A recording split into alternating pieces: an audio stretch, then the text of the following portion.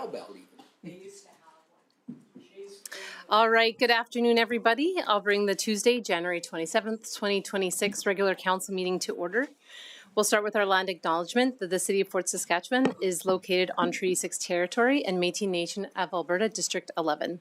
We recognize that we stand upon land that carries the footsteps of many Indigenous peoples, including the Nihilwak, Dene, Saulteaux, Blackfoot, Nakota Sioux, and Métis. The City honors the First Peoples of this land and is committed to fostering reconciliation through relationship building, knowledge gathering, and education. All right, the first thing that we will do is adoption of the agenda. Does anyone have any amendments? Not seeing anyone. Anyone like to make the motion? Councillor Randhawa? Yeah, I'll move that we adopt the agenda as presented. Thank you very much. I'll close the motion. Please cast your vote.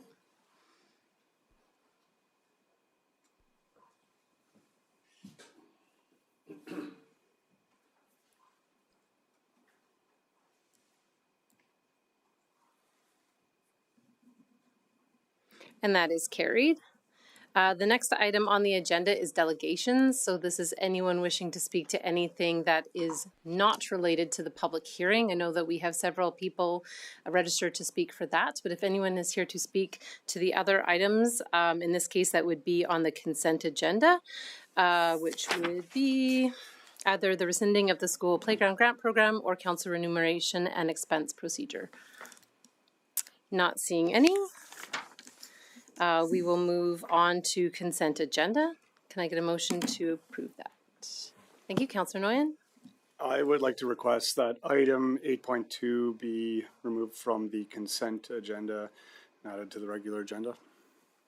Okay. I don't need a vote for that, right? We can just remove it, correct? All right, so that one will be removed and added to the regular agenda. Would you like to move the consent agenda as amended, Councillor Nguyen? Yeah, I'll make the motion that the consent agenda be adopted as amended. Thank you very much. Did you say 8.2 or 8.1? 8.2. Oh. 8.2, council remuneration and expenses procedure. Okay. All right, Councillor Ketcher.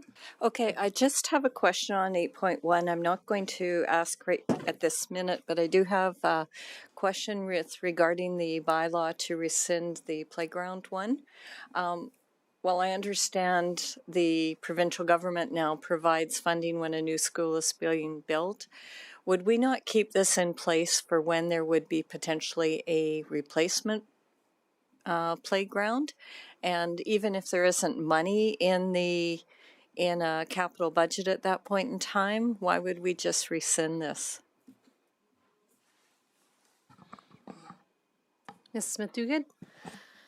Through the chair, that is an option that's available to council.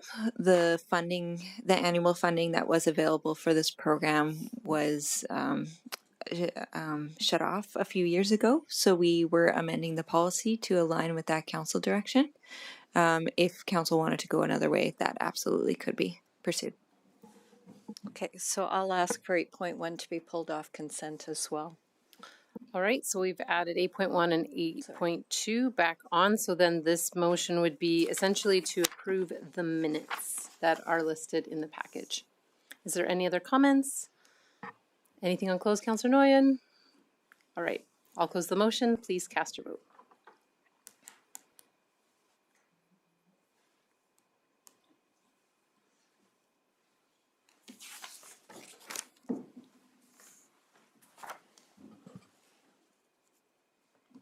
Thank you, and that is carried unanimously.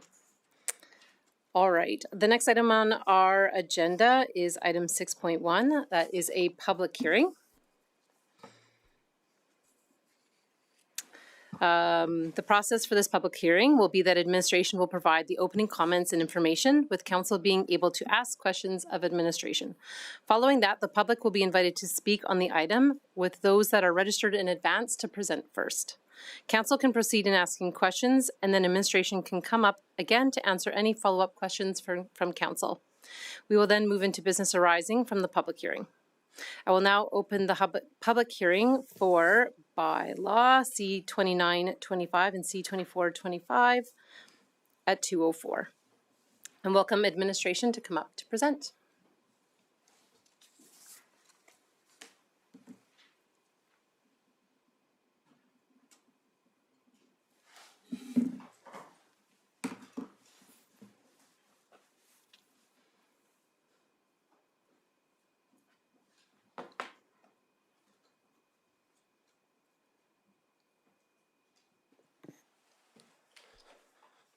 Okay, perfect. All right, thank you. So good afternoon, Madam Mayor and members of council. My name is Scott Purich, and I'm a planner with the city here today. I will present an overview of bylaw C29-25, which proposes to amend the South Fort Area Structure Plan, and bylaw C24-25, which proposes to amend the Land Use Bylaw. So these amendments to the South Fort Area Structure Plan and Land Use Bylaw are largely to allow for residential development to occur on a specific site, as highlighted in blue on the map above. This slide shows the site location and existing features on the subject site, and this parcel is located east of Highway 21 and north of Southridge Boulevard. The parcel is zoned as Commercial Retail and Service District, or C2 District for short, and this parcel has existing commercial development abutting to the east and south. To the west is undeveloped commercial area, and finally it is adjacent to developed residential to the north. So bylaw C29-25 proposes an amendment to the South Fort ASP. This includes amending section 4.4 on page 38 of the ASP by adding wording to enable the residential development within the area designated for commercial use. This change aligns with our long-term growth objectives, increasing diversity of housing and promoting integration that enables access to community services. This amendment also affects section 4.4.2 on page 40 of the ASP. This portion of the proposed amendment will update the policy section to allow for the possibility of residential development within the subject commercial area.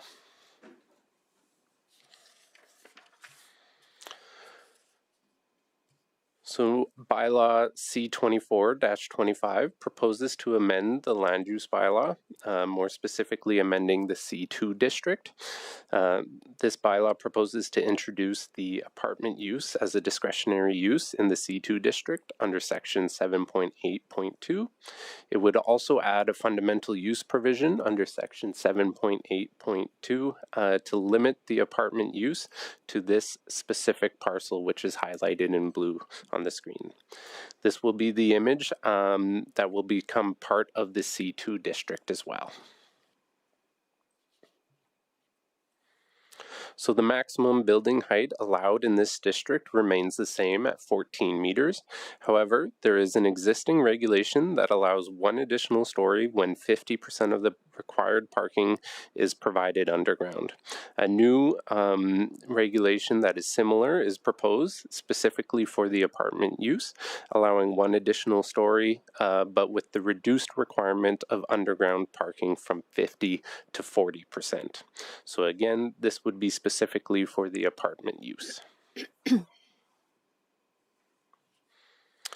3-meter rear yard requirement is proposed for the apartment use with an additional requirement of 1 meter setback for every story above the main level. This means if a 5-story apartment is built, it would have a required rear yard setback of 7 meters, so the base 3 meters plus 4 meters. There is also a 6-meter wide lane that separates the subject site from the developed residential to the north. And finally, all of the residential parcels located north of this parcel have rear detached garages that access the lane. The proposed amendment will also introduce additional architectural requirements, such as limiting the distance that balconies can project from the building, and more in order to ensure compatibility with the surrounding development and visual appeal of the neighborhood. So in addition to the proposed bylaws, an amendment to the South Fort Ridge Meadows outline plan is required. So this amendment is to the proposed concept map and adds the asterisks as pointed out on the slide there to allow for possible mixed use opportunity to the subject site area. The amendment to the outline plan will require approval through council resolution prior to giving third reading of bylaw C 24-25.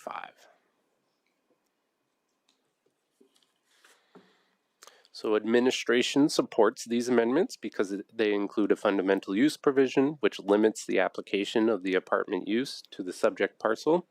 The proposed amendment provides additional regulations that limit potential land use impacts on surrounding properties while allowing flexibility for development. This amendment also meets the objectives to increase housing diversity and to meet various financial, lifestyle, and cultural needs of a diverse population.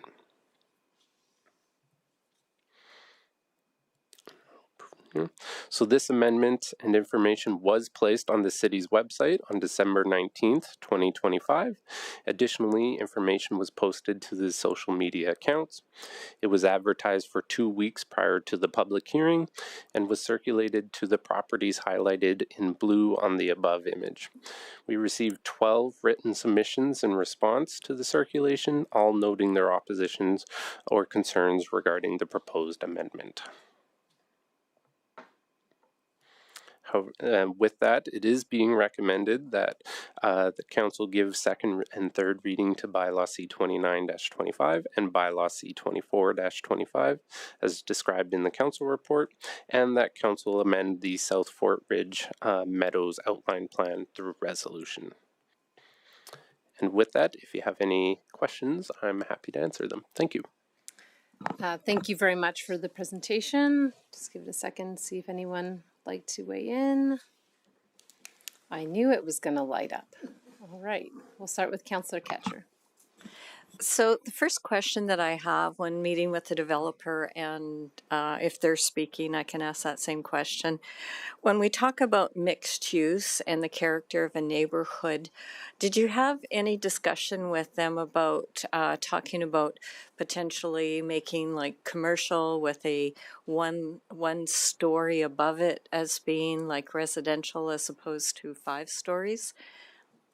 Through the mayor, yes, there was an initial discussion around that at the beginning, because that is a separate use from apartment. It would be above floor ground housing, but it was decided that they wanted to move forward with the apartment use, as I believe this is to be a seniors facility.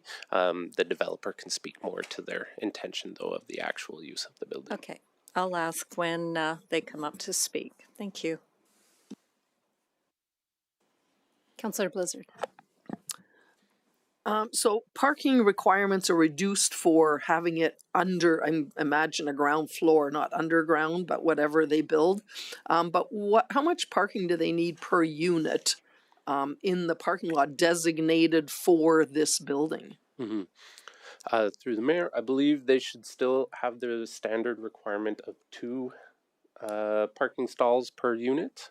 They would have to meet the requirements as laid out in the land use bylaw, though. And so what if, this is all one big parking lot and maybe future some commercial, they just go, well, there's some over here. Like, would it be designated this is apartment only and no business parking is allowed to keep it designated to meet that need? To meet that requirement. Mm-hmm. Yeah. So through the mayor, so yeah, they would have to meet those requirements on site. They would have to provide that on-site parking to have this development approved. It wouldn't be approved otherwise. Okay. And I don't know if I can have a question for this, but even with 5-story, 30 feet, 7-meter setback, just doesn't sound like a lot from the building itself to the lot line. I'm assuming there's a fence there, at 5 stories. I don't know. Can you speak on that? So through the mayor, there's the setback distance of the 7 meters there, but there's also then 6 meters for the actual lane as well, and then there is already all of the existing residential also has a detached garage on the backside there as well, which provides another distance. Amount of distance. So there's actually, when you put it all together, there is quite a bit of distance between where the building will actually be situated to the actual space, the backyard space of the nearby residential property. I guess I'm just talking the backyard lot line, not, so the laneway has nothing to do with this apartment building, right? That's beyond the property limit. Yes. Yeah. So I'm just talking 30 feet is not a whole lot. And Yeah. through your Okay, worship I'll- to Councillor Blizzard, because it's a discretionary use, apartment is a discretionary use, the impacts of the building, the shadowing, privacy impacts will be taken into consideration when we receive the development permit application. And so we do have a say, a development authority, whether they want to increase the setback distance. So for 14-meter height, minimum is the 7 meters, like after calculation, but that's the minimum distance. So there is a flexibility to increase it to address any negative impacts. Okay. But once we pass this, it's out of our hands. Council won't see this again, correct? That is correct. Okay. Thank you. Councillor Harris. So the properties to the north that are just on the north side of the alley that is running parallel to the property line, and I understand that those are double car garages because all of those buildings effectively backing out onto this commercial site are two-story duplexes. Is that correct? To Councillor Harris, yes, that is correct. Okay, so the duplexes themselves would be approximately how tall? Through your worship to Councillor Harris, that would be around 9.5 meters on an average. Okay, so the primary residence is 9.5 meters. Then they have, going to the south, they have double detached garages. How tall would the garages be? Because what I'm curious about is the separation from anything, either of a commercial or of a mixed use, from the site to the south, from these residences, you know, respecting the fact that they're obviously concerned about privacy and those sorts of things. But I would imagine that those garages is a fair amount of mass. Is that a fair statement to make? Through Mayor to Councillor Harris, yes, typically they would be around 4.5 meters tall. Okay, so there is some sheltering from anything either of a commercial or a mixed use if these two bylaws were to pass, to separate that from the people that live in those duplexes. That is correct. Okay, good, thanks. Councillor Wesley. Okay, thank you. I'm just curious as to how or if resident concerns were incorporated into the bylaw proposal. Were changes acted upon, or did you change anything as a result of their input? So through the mayor, they were circulated after first reading there here and to notice of the public hearing. The input has been received and their concerns were noted. It has not been, no changes were made as a result of that though. Okay. And then maybe on another tax, I'm just curious as to the reduced requirement for parking. Why is there a reduced requirement for parking? I'm not really tracking that reason. Yes. So through the mayor, so I believe you're referring to the reduction of the underground requirement. Yes. Parking Yeah, thank you. to gain the additional. So it's not technically a reduction of parking requirements. They still have the same amount of parking required. It's just a reduction in the amount of underground parking that would need to be provided in order for them to get that additional 1-story height. So it would be the same amount of parking, just slightly less underground parking. Oh, okay. And just maybe just kind of thinking back to the MDP, and one of our goals in that was commercial concentration on highways, and now we're going to take out some commercial off the highway. And I get that that you wanted some diversity in the housing stock. So maybe two-part questions on this one is looking at South Fort in general. Is there that diversity now? To where is this project absolutely necessary? And two, when we think of Fort Saskatchewan expanding to 50,000 residents, is taking commercial out of that mix on the highway necessarily a prudent thing to do? So through the mayor, one of the objectives of the MDP is to increase housing diversity. So this does align with that, and that's part of the reason for support. It also talks to promoting accessibility to community services in the area. And again, that's part of what we are seeing with this. We've also noted that this has been allowed within the South Fort ASP already within different areas throughout the city, not to this specific use, right? But a mix of residential and commercial is something that is again promoted by the ASP, and that is why it's being presented and supported at this time. But we currently in South Fort, we have that mix, right? It's not like this will fulfill a need that's being fulfilled nowhere else, or is it? Maybe I'm wrong. You are correct. It is. There are other areas throughout the city that have mixed use, but we feel that it would also be well situated here. All right, I'll defer to Councillor Redendawa. Go ahead, Councillor Rundao. Thank you, Councillor Wesley. Thank you both for the presentation today.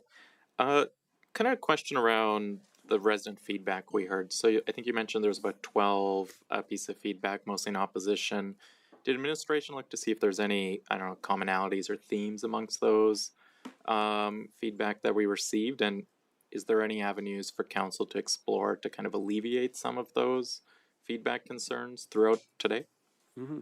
Yes, so through the mayor, yes, there's definitely some commonalities, some concerns regarding height, property values, shadowing. Those were definitely some of the more, I would say, common topics that came up out of the written submissions.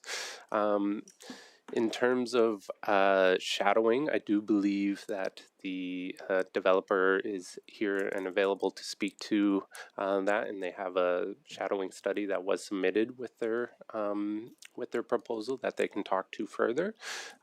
In terms of height, there is technically no change in the actual allowable height of this property. Currently, as it stands, if commercial development was applied for at the 14-meter height, it would be allowed. So there's really not too much of a difference or a difference at all in terms of height between these two types of developments. And with regards to property value, that one is a little bit more difficult to alleviate. Okay, I appreciate that. So on the height, when the houses on Radcliffe were built and occupied, at that point, was this zoning for the height in place? Through the mayor to Councillor Randhawa, I believe it was in place. The district hasn't changed. Okay. And then a couple questions around parking. So it's about a 1.14 acres, I believe, the piece. So is the property, whatever apartment building would be built on it, going to be more of on the south end of this parcel? Or is it going to be kind of more in the middle as long as it has that 7-8 meter setback? Through the mayor, I don't know exactly where they would situate it. It would have to be within that building pocket, as you mentioned there. I'd imagine it would be to the center, but again, we can have a little bit more direction on that from the developer. Okay. And with the 40% underground parking, is that assuming then that this development, if it were to go ahead, would require underground parking to meet its parking requirements? Through the mayor, no, it's not necessarily that it would need it to meet it. I assume that's what they want to do in order to get that additional 1 story, though. Okay. And last question, if that's okay, was around traffic. So whether it's traffic within that development or just along on Southridge Boulevard, Ridgepoint Gate, and so forth, do we have any concerns from administration on that? Especially as it regards, I guess, to the fire hall that'd be built across the road there as well. Yeah. Through the mayor, no concerns in terms of traffic impacts. We believe that residential would have less of a impact on the traffic compared to an actual commercial use development. And so that's part of the reason that we are in support of this. Okay, awesome. Thank you very much. Thank you. I'm just going to add myself into the order. I think most of my questions have been answered. Quite a few great questions have already been asked. On the parking, 2 per unit, but the ones that are located in the main parking lot, just to be clear, cannot be considered joint use with the commercial. They have to have their own designated. They can't go to Tim Hortons and say, can we share these ones, correct? They have to be designated. Yeah, so through the mayor, yes, we will be having all of the on-site parking on that property there. Perfect. And then just for clarity on the existing regulations, if this was just a 5-story commercial building being built, we would have no requirement for a public hearing because it's already approved within within our current policy. And then the setback for that building would be 3 meters. Is that right? So through the mayor, it would still have that 1 additional setback per story above the first. That is an existing regulation that's not being changed or added. Okay, thank you for that clarification. I thought that was a residential change. Okay. Could I add more clarification to that? So 2 things for the parking. When it comes to apartment use, the parking requirements are, I believe, for 2-bedroom, 1.5 parking stalls. So they're different than what you do in the low density area. And for the seniors care, that aspect is taken into consideration at the development permit stage. And for the setbacks, so for the commercial, the setback, I believe, is 6 meter plus 1 meter for every story added. And that is because commercial is considered non-compatible with residential, where residential are considered compatible uses and has less impact on the adjacent properties. Okay. I think that's it for me for now. Still on round 1, I'm going to go to Councillor Nguyen. Yeah, thank you. I've got 2 kind of general broader questions. I'll give context to the first one, which is, I think we can agree that this is a fairly unique development proposal. It's a new multifamily embedded within an existing commercial plaza. We do have multifamily apartments at the end of Southridge Boulevard. This is all brand new stuff, and we have multifamily across Veterans Way just to the west of this subject land. There is a big difference between multifamily, adjacent to commercial, and multifamily embedded in commercial, and it was more my understanding that the overall philosophy of our land use bylaw from our former director, and I'm kind of taking off from him, was that we were going to try to establish in newer areas kind of a nodal system. And it makes sense to me what's been developed and approved lately, but how does this come forward as a recommended development? I understand that it is discretionary and it was your discretion to have this recommended, but how does this fit within our land use bylaw and current planning model to be recommended? So to Madam Mayor, to Councillor Nguyen, so the MDP speaks to having higher density housing and the community services along the major transportation corridor. Southridge Boulevard Highway and South Fort Drive are the major transportation corridors in the South Fort area. So this would be appropriate to allow for higher density housing along these corridors, so that the traffic generated from there is actually not going on the local streets, but it actually remains on the higher capacity streets. By allowing apartment-like use and especially if they're going to do a seniors housing, having proximity to the commercial uses like coffee shop, small grocery store, it helps in those kinds of uses. Again, you are reducing the number of trips by by, by enabling people to walk to these stores. So that's kind of that nodal aspect, like integrating higher density and the commercial uses, having more people living in the area where you have the community services. That's how this area is getting strengthened or enhanced by incorporating higher density residential use where the services already exist.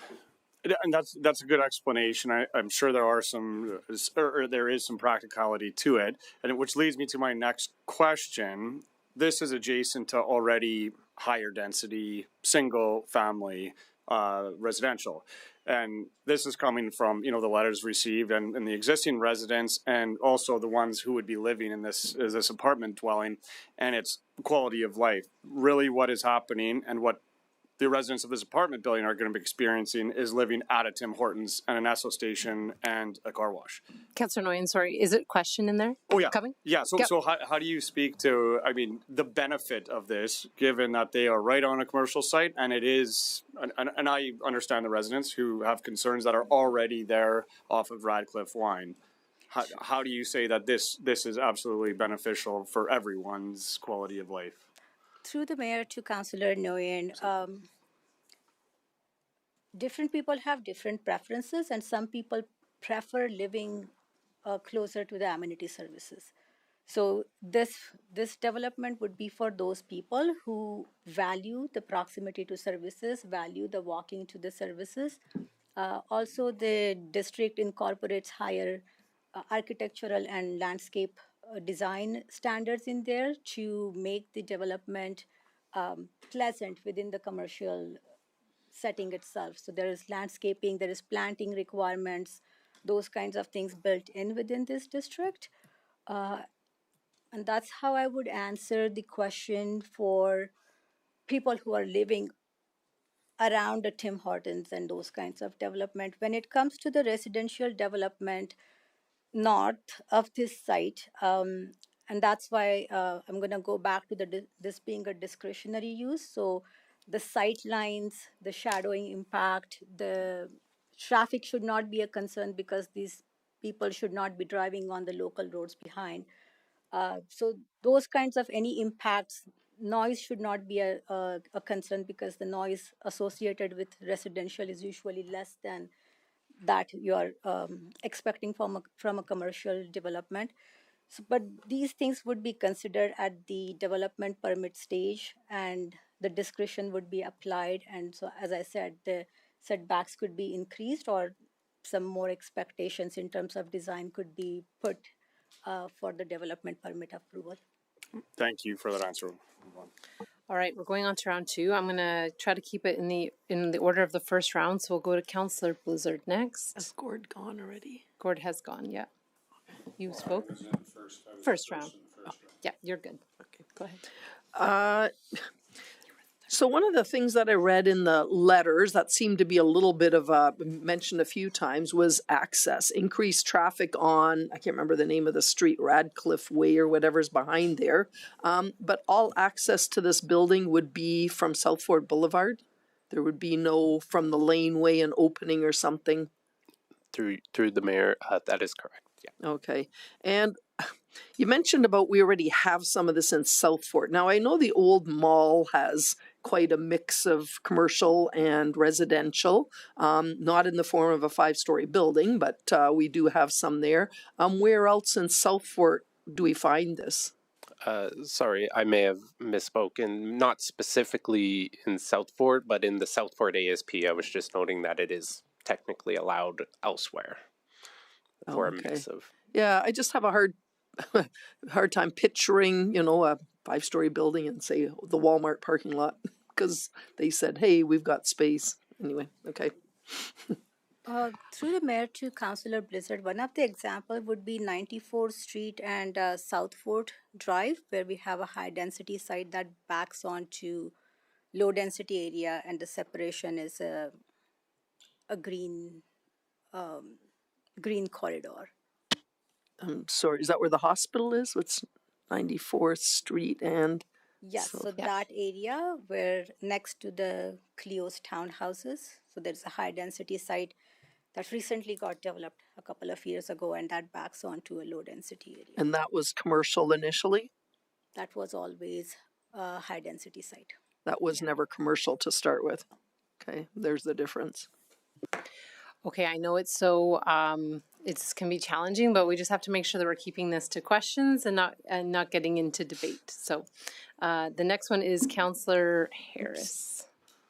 So under the current land use bylaw, I just want to be clear on this. The developer could apply to build a 5-story commercial structure, office, whatever you want to say, and that would have windows looking across to the north onto the residence. So they would have people looking in their backyard, and that's always been the case. So this is not fundamentally really any different, except the fact that you would have people potentially living in the house or the apartment building 24 hours a day, as opposed to an office, which might be 10. Through the mayor, that is correct. Yes. Okay, so, and the one you're talking about is the seniors facility on 94th Street, which ultimately backs out onto single-family residential. Is that correct? That is correct. And we've had no problems in that regard, have we? Not that I have heard of. Well, I think the people that are in that particular facility typically aren't sitting looking out the windows all that often. I would assume that's the case. Thank you. All right, going to Councillor Wesley. Awesome, thank you. Just thinking about the traffic maybe in and out of the property itself. I know I go to the Tim Hortons occasionally there, and sometimes it can be a little bit of a fun experience getting in and out of there. Now we're thinking of adding about 78 suites to the intensity of this development. Is any analysis been done on impact or any kind of roadway upgrades that would be necessary to handle the extra residential flow? Through the mayor to Councillor Wesley, we do not anticipate any upgrades are required to the surrounding residential streets or the major transportation corridors. But again, at the development permit stage, we will be looking at the accesses in and out of that specific site. They need to be appropriate. The traffic volumes, in this round of circulation to engineering, the traffic impact analysis wasn't deemed necessary, but sometimes those studies are undertaken at the development permit stage as well. So we will do those analysis down the road, but at this point in time, it is not flagged by our engineering department. Okay, could you maybe give me just a little bit, maybe a short for dummies answer as to when you determine when a traffic analysis is necessary? Through the mayor to Councillor Wesley, sometimes when the use is not, or when we think the volume or traffic generated is going to be more than what the area was designed for. So as my colleague mentioned, it was designed for commercial. If we feel this will create more demand on our roads, then the traffic impact analysis is done. It's more of an engineering department's expertise, but that wasn't required for this redistricting. But we can always, when the details come to us at the development permit stage, we have the ability to undertake those studies or ask for those studies if deemed required. Okay, awesome. And just one more question, Yeah, if I can. At my very core, I'm a finance economist kind of guy, so I'm just curious as to financial implications to the city of Fort Saskatchewan, increased developer levies because this project goes forward, projected increases in property taxes as this gets developed, just that kind of thing. Do you have any, color or maybe some guidance for me on that?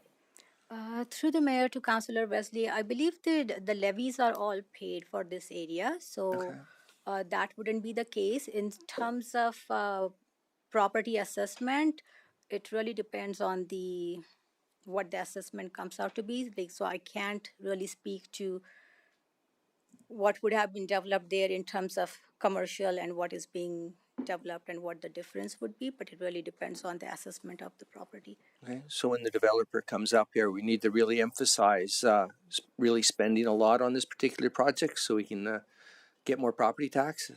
That's sort of a summary of this? Is that right? Just kidding. Through the mayor, something like that. It's Yeah. like the higher the assessment of the property, you get more property value, but there is a difference between residential and non-residential mill rate. All right. Thank you very much. Councillor Randhawa. A couple questions. So I'm new to council again after about 8 years. We used to have public hearings back in the day. The amount of feedback we received on this compared to other public hearings we get these days, is there an order of magnitude for me to benchmark this against? So through the mayor, it's tough to say. Each application is different, context is different. In terms of the amount of people that were circulated for this and feedback received, I would say it was relatively high. As the actual circulation area only captured so many people surrounding this property. Okay, and I'm trying to think about any precedent risk here as we look elsewhere around the city. So are there any other areas that come to mind that are zoned similarly that could then kind of go down this same path of wanting to put residential and commercial spots? And do any come to mind?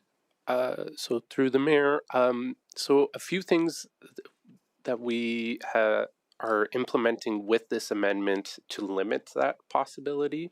So it is being noted that this area in the ASP would be technically allowed. However, within the district itself, we're proposing a fundamental use provision which limits it specifically to this site. So because of that fundamental use provision, even if another district is zoned, even if another parcel is zoned C2, they would not be allowed to use the apartment use. Only this specific parcel can use that use. So that confuses me. Sorry, like why would we do that then? Are we saying we don't want this to be done in future cases, but it's okay in this case? I think the intention here is that this is in a specific area where it fits and it works, and so we're happy to try and support it and put in regulations that allow for that. But we're not looking to have this across the board in the C2 district.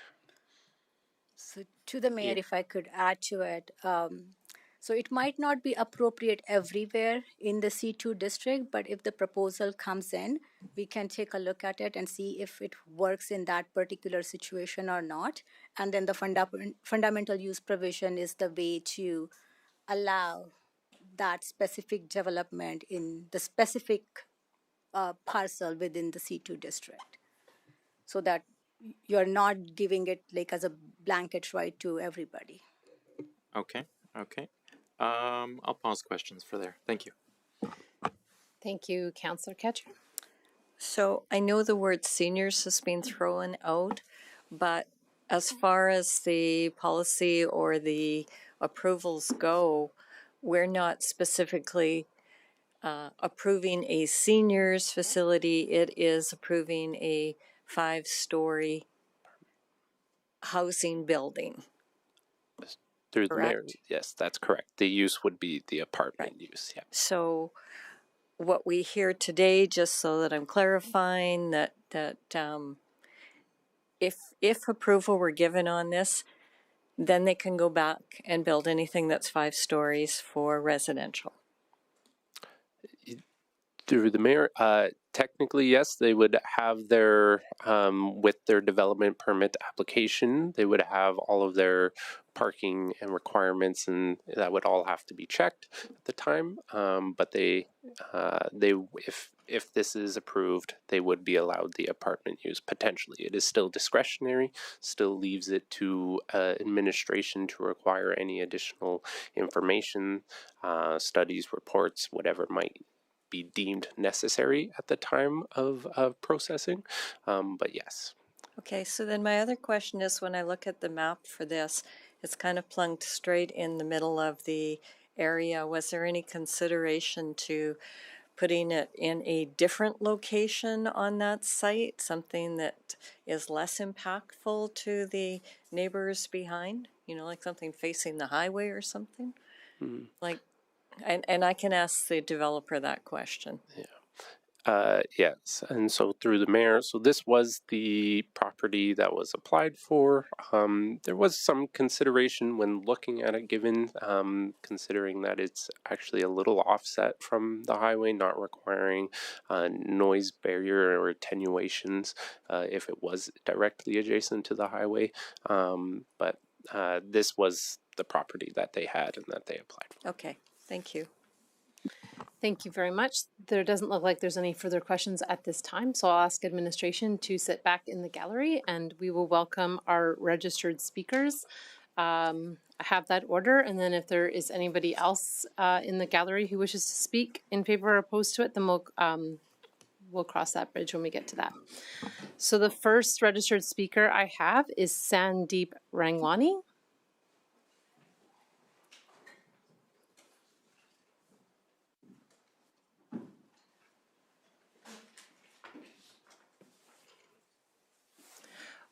Welcome. So you're going to say your name, whether you're in favor or opposed, and you will have 5 minutes. Go Awesome. ahead. Thank you. Good afternoon, everyone. My name is Sandeep. I am opposed to this project, and the reasons are pretty much in my written objection, and it's pretty much the height. I'm not sure if this was approved for that height because there is existing commercial there, and that's not 5 stories. There is a car wash. And the parking there is not a lot, and it gets back up because the car wash is busy. It's always backed up until the stop sign. So that's one concern. Other concern is basically just being an example, right? So if like Mr. Randawa asked, okay, this is the only site we are approving in the city, what's the guarantee that it's not going to be the same example nearby any other gas station? Like there's no guarantee for that, and that just creates a bad example for city to approve that. And all the homeowners, they make a purchase for the houses, and they look at the existing plans that were approved initially, and changing that is just it does not create a trust in the initial planning that we have had in place. And my last thing would be like, okay, like they have mentioned, okay, this is the only site and we're going to control how it goes, but what's the guarantee that they're not going to build another site that's exact same around the gas station, right? So my concerns would be parking, traffic. There's already a lot of traffic because of the Tim Hortons, car wash, daycare, gas station, and there is a pizza store, and there's a few other businesses down there. And it would just not look great.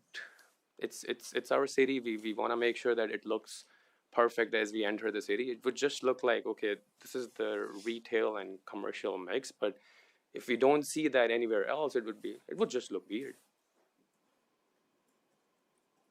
Yeah. Thank you. Is that your presentation? That's pretty much All it. right. Thank you. I'll open it up for questions or comments from, I shouldn't say comments, questions from council. The first question I'll ask, I guess. So that commercial site is already approved for a 5-story commercial. So if they didn't do residential, they could build a 5-story commercial without doing this public hearing. Residents would have no ability to make comment on that. So I guess then, do you find that, I guess, what is the difference for you between a 5-story commercial and a 5-story residential? How would the difference in that use impact you differently? Well, the main difference would be traffic. Commercial won't have that much of a traffic. There is no guarantee that, okay, you have a visitor in the apartment, there is always like 4 or 5 visitor parkings. You got some visitors in the apartment. Okay, I'm gonna park at Tim Hortons, right? So that's what's gonna happen when it's an apartment building versus a commercial. Commercial will have a specific parking. It won't be that much of a traffic, and that's only during the business hours. Like Mr. Harris said, business hours are way different than 24 hours then. And again, it's a privacy for the backyards and whatnot. I'm not really objecting that as much. I know it's not my land. I can't really do anything in that. But again, it's the privacy, shadowing, height. I understand the height was already approved. I didn't knew that initially, but again, if it's a commercial plaza, 5-story, that would be way different than a residential because you won't have balconies in commercial, and you won't have issue for the parking and traffic. Outside the business hours, they would be like quiet, which is very different than 24 hours. And there was no mention of seniors building in that. I'm not sure. It was just a residential building, 5-story. So that's Right. one thing. And again, it's just the parking that's going to be pretty much like a mess. And they're going to end up using the parkings that's at the gas station, daycare. And how are we going to make sure of that? Okay. Councillor Blizzard has a question. Go ahead. Yeah. So, do you back onto this area, where this potential building could be? Yeah. And if I assume you have a deck, so if you're sitting on your deck and you're looking over your garage, if you can kind of visualize, do you think they would be able to look onto your deck from an upper balcony? 100%. 100%. Yeah. Okay. So the garage is not that much of a height. It would be pretty much my height, like 5 feet. You can look behind the garage pretty much, yeah. Okay. And also the alley behind the garage, it's not as big. So if you have 2 cars coming from opposite to each other, like you have to stop on one side. Like there is no way that 2 cars can cross each other. So the alley is already really narrow over there. But there's a fence behind the alley, Yeah, there correct? is. Yeah. Okay, so they wouldn't have access to the alley short of jumping a fence. Yeah, I understand that, but it's already narrow alley. 2 cars cannot even drive together, so you can understand like the space is not. It's limited. Okay. Yeah. Thank you. Thank you. It doesn't look like there's any more questions. Thank you so much for coming today. That's good. Thank you, everyone. The next registered speaker is Emma Zurawell with Invisitech Consulting.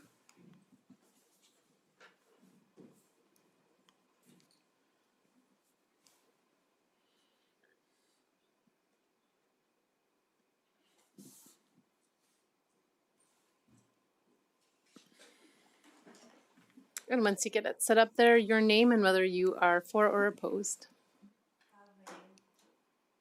There you go.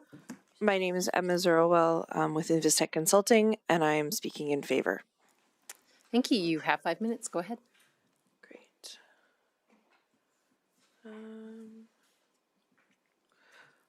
Okay, so good afternoon, Mayor and members of Council. So as I mentioned, my name is Emma Zurowell. I'm here on behalf of Invistech Consulting. With me today, I also have the architect and the developer as well. So thank you for the opportunity to speak and to present our proposal for 120 Southridge Boulevard.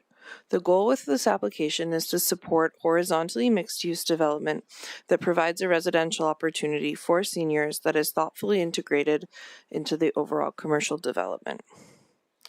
Following my presentation, you will also hear from the development manager, who will be able to provide more details on the concept for seniors housing. So, as mentioned by administration, the proposed rezoning to amend the C2 district to provide for the apartment housing is to provide for apartment housing located at 120 Southridge Boulevard. The subject parcel was subdivided in 2024 and is currently undeveloped. After a year of discussion with administration, it was determined that the best course of action to be able to provide this apartment housing was to amend the C2 district in the site-specific way to allow for apartment housing only on this site. Additional changes to the C2 district included the architectural guidelines, which you've heard from administration as well, and then the reduction of parking. As part of the 40% reduction of parking, that includes even more additional architectural guidelines that we're required to provide, which includes minor projections for the balconies in consideration of the residents on Radcliffe Wynd. So the maximum allowable height in the C2 district has been unchanged as part of this application. So within the MDP and the area structure plan, they both emphasize this higher density and mixed use of developments which are located in appropriate locations along transit routes, near schools, parks, community services, and commercial services, while also encouraging a diverse range of housing types to meet your financial, lifestyle, and cultural needs of your broad population. The policies support incorporating the neighborhood commercial uses to serve the surrounding residents and promote walkable, street-oriented development with active frontages. They also call for thoughtful urban design, including appropriate transitions in height and density, attention to sun and shadow impacts, and building placements that minimize the impact on the adjacent properties. So for the proposed apartment building, it will be thoughtfully integrated into the greater commercial site. So this is our current proposal for you to see today. This will incorporate... Sorry, Emma, can I just pause you for a second? Yeah. Administration, I'm being asked if there's a way to expand so that it fills the screen. And you still do have 2 minutes. I won't rip you off. Thanks. Okay. All right. You still have 2 minutes. Go ahead. Thank you. So the apartment building will be accessed through the greater site off of either Ridge Point Gate or South Ridge Boulevard. Currently, the greater site, as mentioned from others as well, has a daycare, car wash, gas station, food services, and retail uses. And there's 2 undeveloped commercial properties to the west, which will be developed at a later time. So residents of the apartment will be able to access these services, further supporting the commercial uses. So both the architect and the developer have produced similar developments in other municipalities in the region, including this example shown here in the bottom, which is in St. Albert. Adding appropriate density and providing a diverse range of housing types can help to support the efficient use of your existing roads, utilities, and parks while accommodating all life stages. So in terms of shadows, the sun shadow impacts are an important consideration in the evaluation of any development. So our sun shadow study was completed in the winter, which is when you're going to see the most amount of impacts. At noon, the shadow was approximately 9 meters when we did the calculations, and the building will be set back 2 meters, and then as administration mentioned, the alley is 6 meters, so the shadows are only estimated to encroach about 2 meters into the adjacent alleyway. So in summary, this application to amend the C2 district to allow for the apartment use is in alignment with the city's higher order planning documents, supports long-term community growth, and will have the opportunity to be further reviewed by administration at the development permit stage to ensure site compatibility. Thanks. Thank you very much. You were bang on 5 minutes, so that was excellent. So just correct me if I'm wrong. I believe that the 3 of you are doing individual presentations, and then they're going to come up to answer questions together, so the appropriate person gets the right question? Yes. Okay. So the developer Perfect. will come up, and then the architect's here as well, just to answer questions. Okay, so the third person I have on the list would be Barb Reed Architecture. Yeah, so she'll come to just answer questions, but Okay. Terry will come down now to speak. Okay, so then I'll invite Terry Collier and Associates. Thank you. Yep.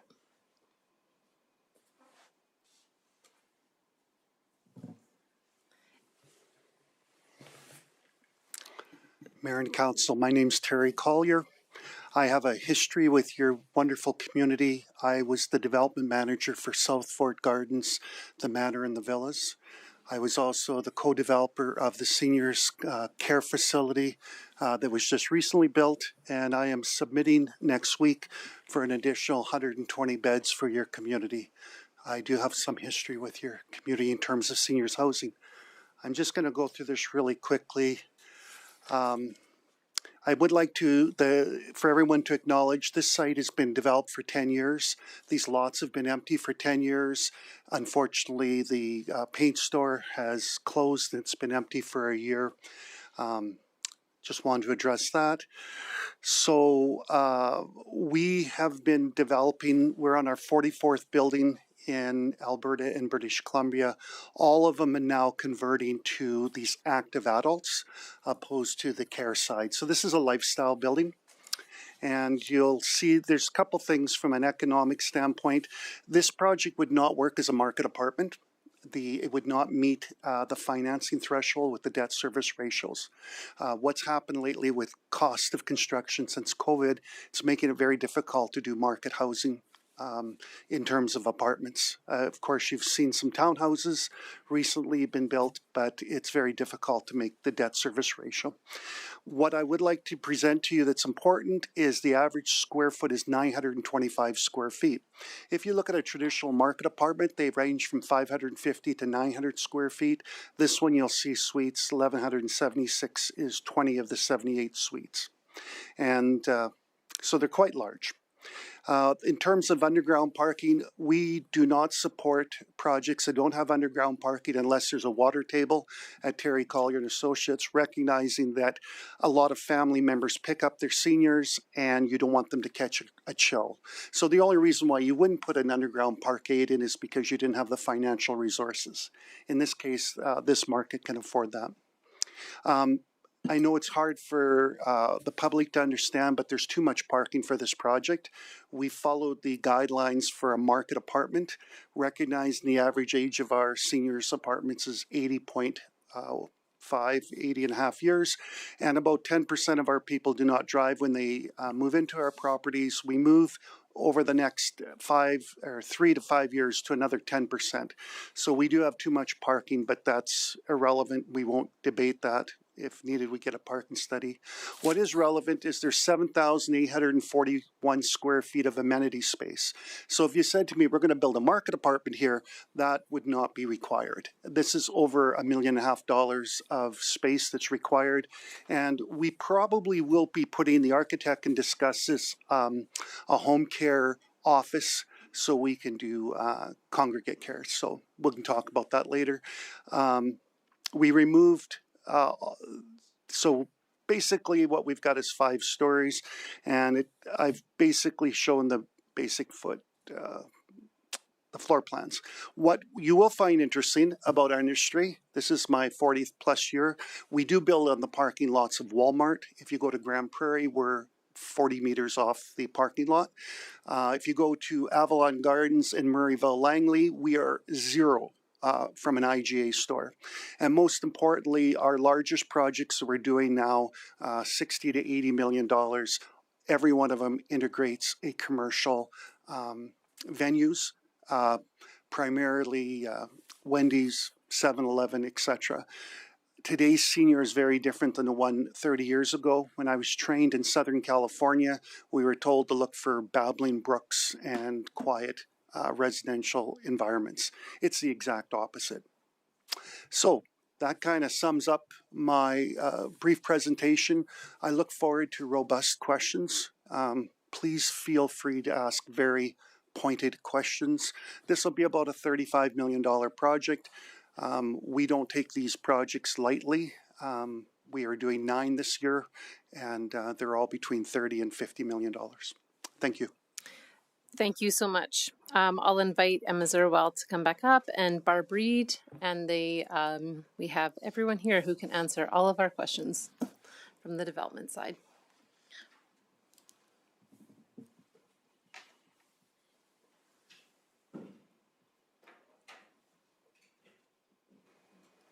All right, go ahead, Councillor Harris. I'm interested in your business case for this. So you've obviously done the research that there's enough of a market in this community or in this region that ultimately suggests that people would come in here to rent. I'm familiar with Covenant Residential Solutions, which has assisted seniors living, and people can buy a life lease. Is this just a straight rental situation, month-to-month rental to live in a nicer building? And yes, that's correct. I'm sorry, can you set your button, please, to get the mic on? Perfect. Oh, thank you. That is correct. We don't do life lease. Unfortunately, that's been tarnished through the recent situation, which I can tell you how to solve because Medicine Hat has 390 life leases and no economic issues. Yes, 90% of our people on average, about 92 in fact, are selling their homes. they've lived in 20 plus years. These are not renters. These are people at a time in their life choose not to invest their funds into residential properties. The other thing is there's been a collapse in the seniors condominium business, and we primarily get those people because of special assessments and the craziness of condo boards. So the people that will come in are not renters. They're just people who choose at this time in their life to rent, but they have the financial resources to strike a check for the property. Okay, and I think you made reference to a similar development in St. Albert. Yes, I was part of that. So it has a 7-Eleven, it has a Wendy's, it's all in one golf simulation. Of course, we're putting a pharmacy in, etc. But that's the norm for us. We're gone all mixed use, but we also have to have social outcomes. So if you take a look where we're going, this project will have a component of affordable housing, but I want council to listen to me carefully. When I say affordable, that's CMHC guidelines, not the traditional city guidelines that are directly related to income. It's basically 10% off market. As you are aware, to do affordable housing, you have to have a zero cost because the cost of utilities, insurance, etc., is basically greater than 33% of the income of the economically challenged. So now that I've said that, this is normative for us. You may find this interesting. I'm also a professor, and I'm doing a presentation in Houston next month for Walmart, and their goal is to put seniors facilities on their properties. I can discuss why, but there is a reason for it. Okay, so ultimately your property has a demand. It's something that fulfills a need in your business case analysis. How have you integrated similar developments in other areas adjacent to the residential? Because that appears to be the major concern of the adjacent residences, is people sitting on their balconies staring into their backyard, which I'm getting the impression that's not kind of what the typical resident that lives in this type of development would do. Can you speak to us about that? Yeah, a couple things. Number one, our balconies aren't used. They're a visual representation. They're not used. We have seating areas that are more appropriate than balconies where they can congregate. Another thing is we don't allow any barbecues on our balconies, so it limits that use. Your question, the second, I'm getting old. Can you give me the second part of that question? I'm getting old too. I can't remember. Oh, fantastic. No. I think I was just curious. How have you integrated something like this into an adjacent residential neighborhood with people that live? So the exciting part about this, we have to continuous market these properties because the tenure is less than 5 years. 80% of our people either pass on or leave for a higher acuity of care. So what we've done in the past, and we'll be suggesting, is we give any senior within a certain radius access to our amenities. Primarily, we need more people to play bridge and stuff. So what you'll find is we'll take the whole community, anyone over 65, they pay for a fob one time, and they're welcome to use our common areas. We also will be using men's shed in this building, which I think it's a way of integrating the community. We have a very robust social outcomes program for CMHC, and I'll be happy to discuss that at length, but we do suggest all residents. The other thing we do offer is respite suites. And if you've had family with dementia, etc., we offer 1 or 2 suites for respite, and that has a significant positive impact for the community. Okay, thank you. Thank you very much. A couple questions. So going back to Ms. Zeruel, I believe that, and maybe I misheard, but I thought you said that there was a 2-meter setback to the rear and then plus the road. But I was like, well, that doesn't make sense. So can you just clarify what your plan has for a rear setback? Sorry. So in the bylaw, so there's the 3-meter setback requirement, and then plus 1 meter for every story. So our setback was 7 meters.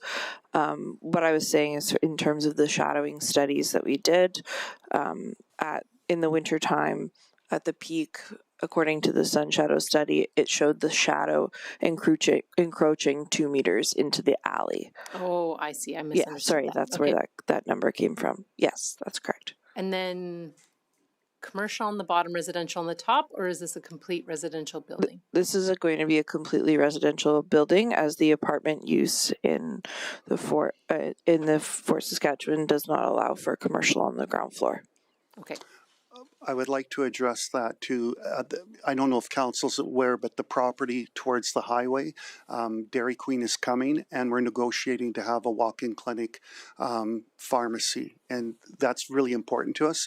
All of our properties have space for what we call senior-sensitive commercial venues. The other thing is we've negotiated with the landowners of the commercial that they will limit vape shops, cannabis shops, anything that's not congruent with proper seniors living. So you have fast food, possibly healthcare. Is there any other type of businesses that you hope to have on this? You don't have to say if it's confidential. Right now, all I can tell you is the property to the highway. Maybe the architect can address. I know there's a Dairy Queen coming and there's other venues coming. We strongly suggested to the owners that you better make it seniors friendly or there'll be issues. And it's actually in our purchase agreement. I know that seniors housing for I would say for council, and they can correct me if I'm wrong, is more of attractive of a positive for this development when we're talking about adding the residential and talking to residents out there who might oppose it. I guess what guarantee is it that this is going to be a seniors resident? Sir, it's really obvious. If you look at the drawings, they're 6 foot wide hallways. A normal's 4.5 feet. There's $1.5 million of amenity space. You wouldn't put that in a market rental. You look at the finishes, a market rental couldn't put the exterior finishes that we have on the property. So can I tell you what's going to happen 20 or 30 years from now? No, but I can give council a great idea. Why don't you put a covenant on title? That's what we do in other communities to protect you. So that if we do change the land use to a different type of tenure, they have to come back to council and prove with parking studies, etc. That is very normative in high impact communities. And we'd be happy to put that covenant on. Once again, we're getting a 50-year mortgage, and so we have fall detection software. We have Casper technology, which is basically continuous air surface pathogen removal. So if you saw our drawings in detail, which we're not presenting, it would be very obvious it's not a market apartment. Okay. Thank you very much. I'll go on to Councillor Ketcher. Okay, you've probably answered a little bit of my question. Okay, do you own this parcel of land or will you be leasing it or? Right, so we're in a joint venture, so we're buying the subdivision parcel. So we're at a point in my career that I own every building that I'm involved in. So I have 19 buildings to date. And so I'm buying this land from the commercial developer, creating a joint venture, and I'm syndicating the project. So it's not a lease land, it's a purchase site. And that's all I can say about that. Okay, so and we don't flip properties. And you don't what? We don't flip. So the movement in seniors housing, just so you know, is to sell the properties after years 2 to 5 to institutional investors. That's not our model. So then, as I asked before, the question which you kind of answered, saying that there's future commercial going on the end, it's a very constrained piece of property. Why would you not have looked at the end, like even though it goes views over the highway? And I only ask that question because I got 2 seniors and they don't look like looking at back alleys or. Well, that's an interesting, they'll have that choice because it's double loaded hallways. So there'll be some with back alleys and some not. What I can tell you is we didn't put it on the highway. We're going to be using double pane glass. We do follow what we call the Marriott protocol for noise attenuation. I prefer, the reason why I went to this site, I own 2 properties in Sherwood Park. We can't keep up with demand and it's hard to find property in Sherwood Park. So I wanted a site as far south as possible. In terms of highway exposure, it doesn't make a big difference to us, but the people that own the commercial land have been holding out for what they call a high visible spontaneous type commercial venue. And that has went forward with Dairy Queen. I just didn't need that site. I would rather have the one that's more interior. Councillor, may I add as well? Absolutely, go ahead. Okay, thank you. Sorry, your mic went off. There you Sorry, go. guys. If we put the multifamily along the highway, along Highway 21, it would obstruct sight lines to the existing commercial that is already on the site. So normally when we do a mixed-use design, we put the higher density to the back and then the lower 1 to 2 story structures in front of the higher density, in order to not obstruct sight lines and disrupt the existing tenants and new tenants that will be going onto the site. Okay, I'll make my comments. So then I guess my other question to you, Mr. Collier, is did you look at any other sites in Fort Saskatchewan? Yes, so is this working? Yeah, we're under contract now for 3 sites at South Fort Bend. We're also under contract for the 10 acres that's north of the gardens for a large seniors project. So we have bought 4 sites in the last 5 months in Fort Saskatchewan, and including the site for the new care facility. This is the best site for this product. We're really hoping to poach people out of Sherwood Park. Okay. Okay.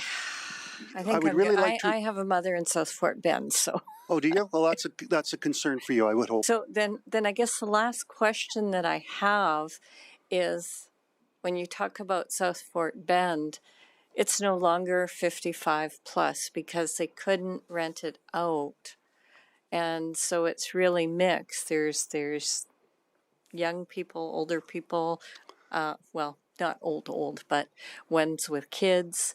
So what guarantee that you have to say it's 55 plus, and if it doesn't rent out, right, then you don't change the usage, because those aren't big rooms there either. Right. So, Councillor, what I'd like to really be clear and on record, that is a disaster at South Fort Bend, and I'll explain why that occurred. When we build these projects, we did one in Medicine Hat, Grand Prairie, Lethbridge, Langley, and Fort Saskatchewan. They were all designed to be 50% rentals, 50% condominiums. I was dismissed from the project. I told the developer, do not sell us 100% as condominiums because you won't be able to control the clientele. If you take a look at that project, it is a disaster. In the last 15 years, condominiums have not went up. And it's in a very dire situation. It's unfortunate. So the difference is, in that case, we ran into a problem where people purchased units and then decide to give them to family members, etc. And there's basically, they've lost control of the project. In all our projects, we either own it 100%, one owner, or we own at least 55% so we can stop the crazy making. And as you're well aware, there's some significant issues in that property. Okay. If you'll indulge me just on the last one, are you doing the 6-story one that's right beside it? Yes, we bought all that property. You've bought all that property. That's correct. So we're expanding more to this product line, larger suites. This is our architect. We know the weaknesses of that property, and it's unfortunate because the other 4 that we did have been a raging success with double and triple values over the last 15 years. That was the only property where there was no management in terms of ownership, and unfortunately it's denigrated down to suite selling for $45,000. I have to push him just one more. So you've bought the rest. Actually, you know what? I saw you in the foyer that one day. I remember that.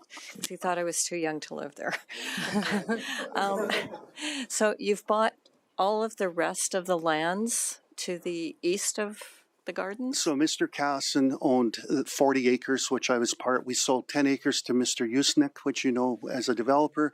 The other 30 acres have been held by the Casson family. 16 of those acres are presently the villas, the manor, and the gardens. The balance is in Lot D, which is about 4 acres, which we are under contract with our architect. And then the 10 acres, I would say north, up to Krebs land, we have under contract. That's where we're hoping to put the new care facility. And what's your time frame on that? Sorry. It's very quickly because the RFP is closing on the 7th of February. And so we'll know in May if we've won the RFP. If we don't get this one, don't worry. There's 3 rounds of 4,000 beds coming in Alberta. The whole housing global is 32,000. You guys will get a new building. It's coming. Whether it's this one, September's RFP, or the one in 2027, you'll be getting another care facility in this community. Okay, thank you. Councillor Nguyen? Oh, sorry, Councillor Wesley, can you just push your button again? Go ahead. Okay, Councillor Nguyen. Yeah, thank you. I'm going to have a very simple, straightforward question for you. And you might not be able to answer it considering I know that you're buying the parcel from the current landowner. But maybe you can give me some insight into why you're doing what you're doing or why it makes sense. And from council's perspective, it's important to know. So, I mean, I've driven by this site for better part of my life, and I've never envisioned residential of any sort being in this parcel. This does not show us continuity of development of this parcel, which would align with commercial development, and I think that's probably what most people see as what would have been happening there. This kind of came as a surprise to me that the proposal is being worked on.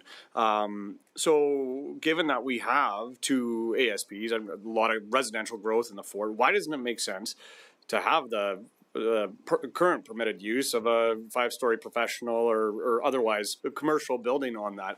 And I think I know a little bit about the economics behind why these decisions were made, but why would council not say, no, we should definitely have the continuity of commercial on this site? And there are other sites that'd be a great opportunity for this exact building that you're showing us, which I would agree is very well designed, very well thought out, and has a specific use. So let's be frank. It's been empty for 10 years. It's been a gopher farm. I believe it'll be empty for 10 more years. There looks like there's some development happening. And the reality is there's not a demand for a 5-story commercial venue. And it's the closest property I can get with highway exposure to Sherwood Park. So it's pure economics in terms of my buildings in Sherwood Park rent for $1,000 more a month than we're getting in Fort Saskatchewan.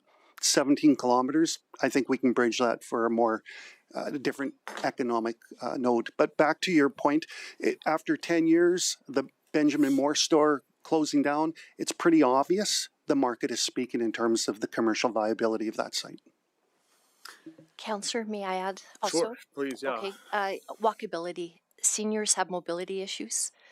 Planting them in commercial sites and designing mixed-use sites with pedestrian corridors, connections to the Tim Hortons, to the future Dairy Queen, going to wash their car. They don't like to jump in their car and drive to single-use sites, which are dedicated commercial. They like to be able to move, to walk, but to limited areas. So that's why mixed use works well, specifically with seniors in these dense commercial sites. I appreciate that answer. I guess to be very frank as well, I mean, it seems kind of strange to me, right? But it seems strange that Walmart is approaching you to have residential on it. So it's not a way of thinking about developments within Fort Saskatchewan that I thought was the direction that we're going. So to see that this building would be bound by commercial highway, fire hall, a car dealership, right? And it's back against a back alley overlooking, right? It doesn't, the logic isn't there from evaluating it from a council perspective. So, I mean, anything you want to say further to say, well, this is, Councillor Noyen, this is going to be great. I just wanted to add, and I know Terry can expand on this, it offsets or it pushes away the loneliness. We've got these large 7,000 square foot, 5,000 square foot amenity spaces that encourages them to interact, seniors to interact, and going to these coffee shops, going to these other areas where they can gather and meet people, rather than isolating them in specific use residential zones where they stay in their homes and they don't move. That's why it's so important to senior. It's really important. I leave you with one thought. I'm not in the seniors housing business. I'm not in the healthcare business. I'm in the loneliness business. So if you look at the profile of our residents, 25% of our people see someone visiting every 6 months, 25% every 3 to 6 months. There's only about 20% of our people get out daily to weekly visitor.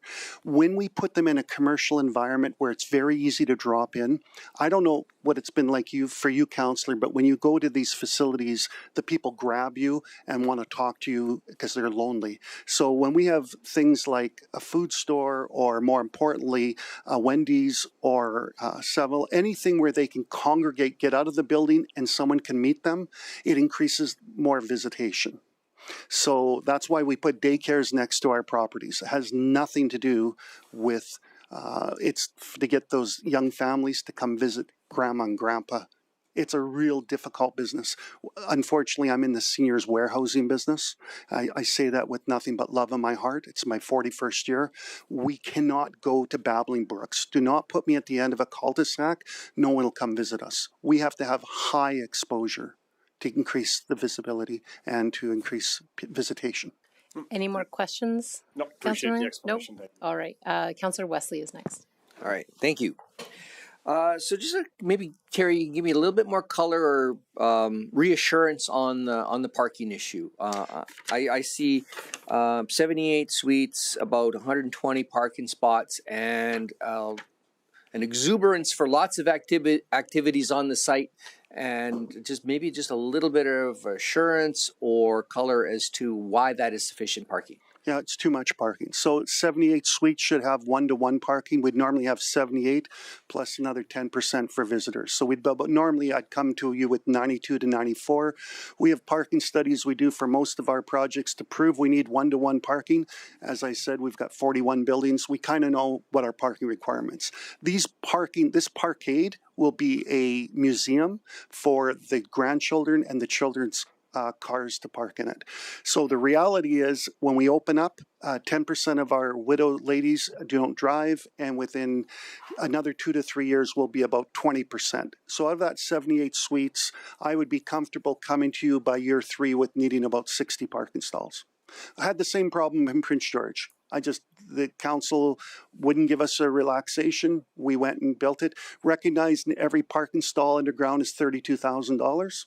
It's just an expensive museum down there and storage. The great news is seniors bring everything and they need lots of storage, and we convert our parking spots to storage. That's, I can show you building after, not that we're going to do that because we're not allowed to say that in front of council, but 2 years from now, you may want to look at our parking. Like Terry. Yeah, so through your worship to Councillor Wesley, additionally, because we can't, because of the way that their model is, we're applying for like the apartment building use, not like a supported seniors care facility, because the apartment use is most closely in alignment with the model and the style of use. So in terms of parking requirements, those are, as administration mentioned, determined at the development permit stage. If we need a relaxation of parking, that can be proved through parking studies at the development permit stage. However, given the proposed concept today, this is what we're presenting you with. And then down the road, if we require a variance, like that would be also part of the notification package that will go out to additional or adjacent residents again at that stage to say that they're requesting a relaxation of the parking requirements as well. So that will give residents in the adjacent areas or in the commercial another opportunity to potentially appeal that if they don't believe that we're providing enough parking for our residents. And in a hypothetical case where this isn't 55 plus housing, would this be sufficient parking? Councillor, I'd like to add, just to answer that question. The current design right now, according to the current suite count, we require 125 stalls. I have 120 provided. I would like potentially to get a relaxation to open up those pedestrian corridors and open up that landscaping. But right now I'm 5 off. I could squeeze 5 more stalls in there, but I would prefer not to do that. But that is a development permit discussion to have with the development officer. Yeah, so those things will be determined. Parking, yes. Those things will be determined, at the development permit stage. If, as your question, if the apartment building ends up being an apartment building for whatever reason and not the proposal you see before you today, it will have to follow the land use bylaw to provide the adequate number of parking. Those variances on parking are always at a case-by-case basis determined by administration, and if the end use of the apartment building is a different one, then the parking requirements would be different at that time. Okay. And maybe just one last question, regarding the residents' concern about neighborhood aesthetics. Let's see if I can squeeze that out. how are you going to make sure that this building looks great, not just 2 days after you build it, but 5, 10, 20 years down the road? So architecturally, simple things like glass balconies versus pickets, you'll see the finishes are much greater and more expensive than traditional residential. Our residents demand that the building has presence. And so we just can't build vinyl sidings. To quote some of the market, I don't build tomorrow's slums today.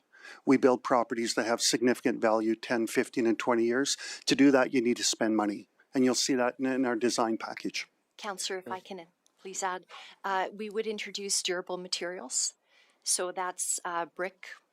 We do hardy panel. If we use stucco, we make sure that we provide, there's options where you can provide a more durable stucco to avoid, woodpeckers, that type of thing, drilling holes into the stucco cladding. And we'll make sure that it's integrated with the surrounding commercial so it doesn't just stick out. We'll make sure that, we have accents, we pull design elements from the existing commercial and integrate it into the residential building. When we were working with administration, we incorporated those things right into the district. So for the apartment use, to ensure architectural interest, a minimum of 3 of the design elements listed here were to be incorporated. And so that was a negotiation with administration as well to commit to a higher quality of aesthetic standard for the building. Okay. And when we say a minimum of 3, you have no problems going over a minimum, right? I have no problems going over a minimum. Absolutely. Okay. So, folks, we built the apartment next to Festival Point or Festival Place where we curved the building at a cost of over $2.5 million. We build to have impact in the community. There won't be an apartment in this community at this time to compete with us. There will be in the future because there's a segregation happening in the marketplace because of lack of condominium developments. So high-end apartments are going to be built. And then, of course, the traditional market apartments that are built for economic reasons.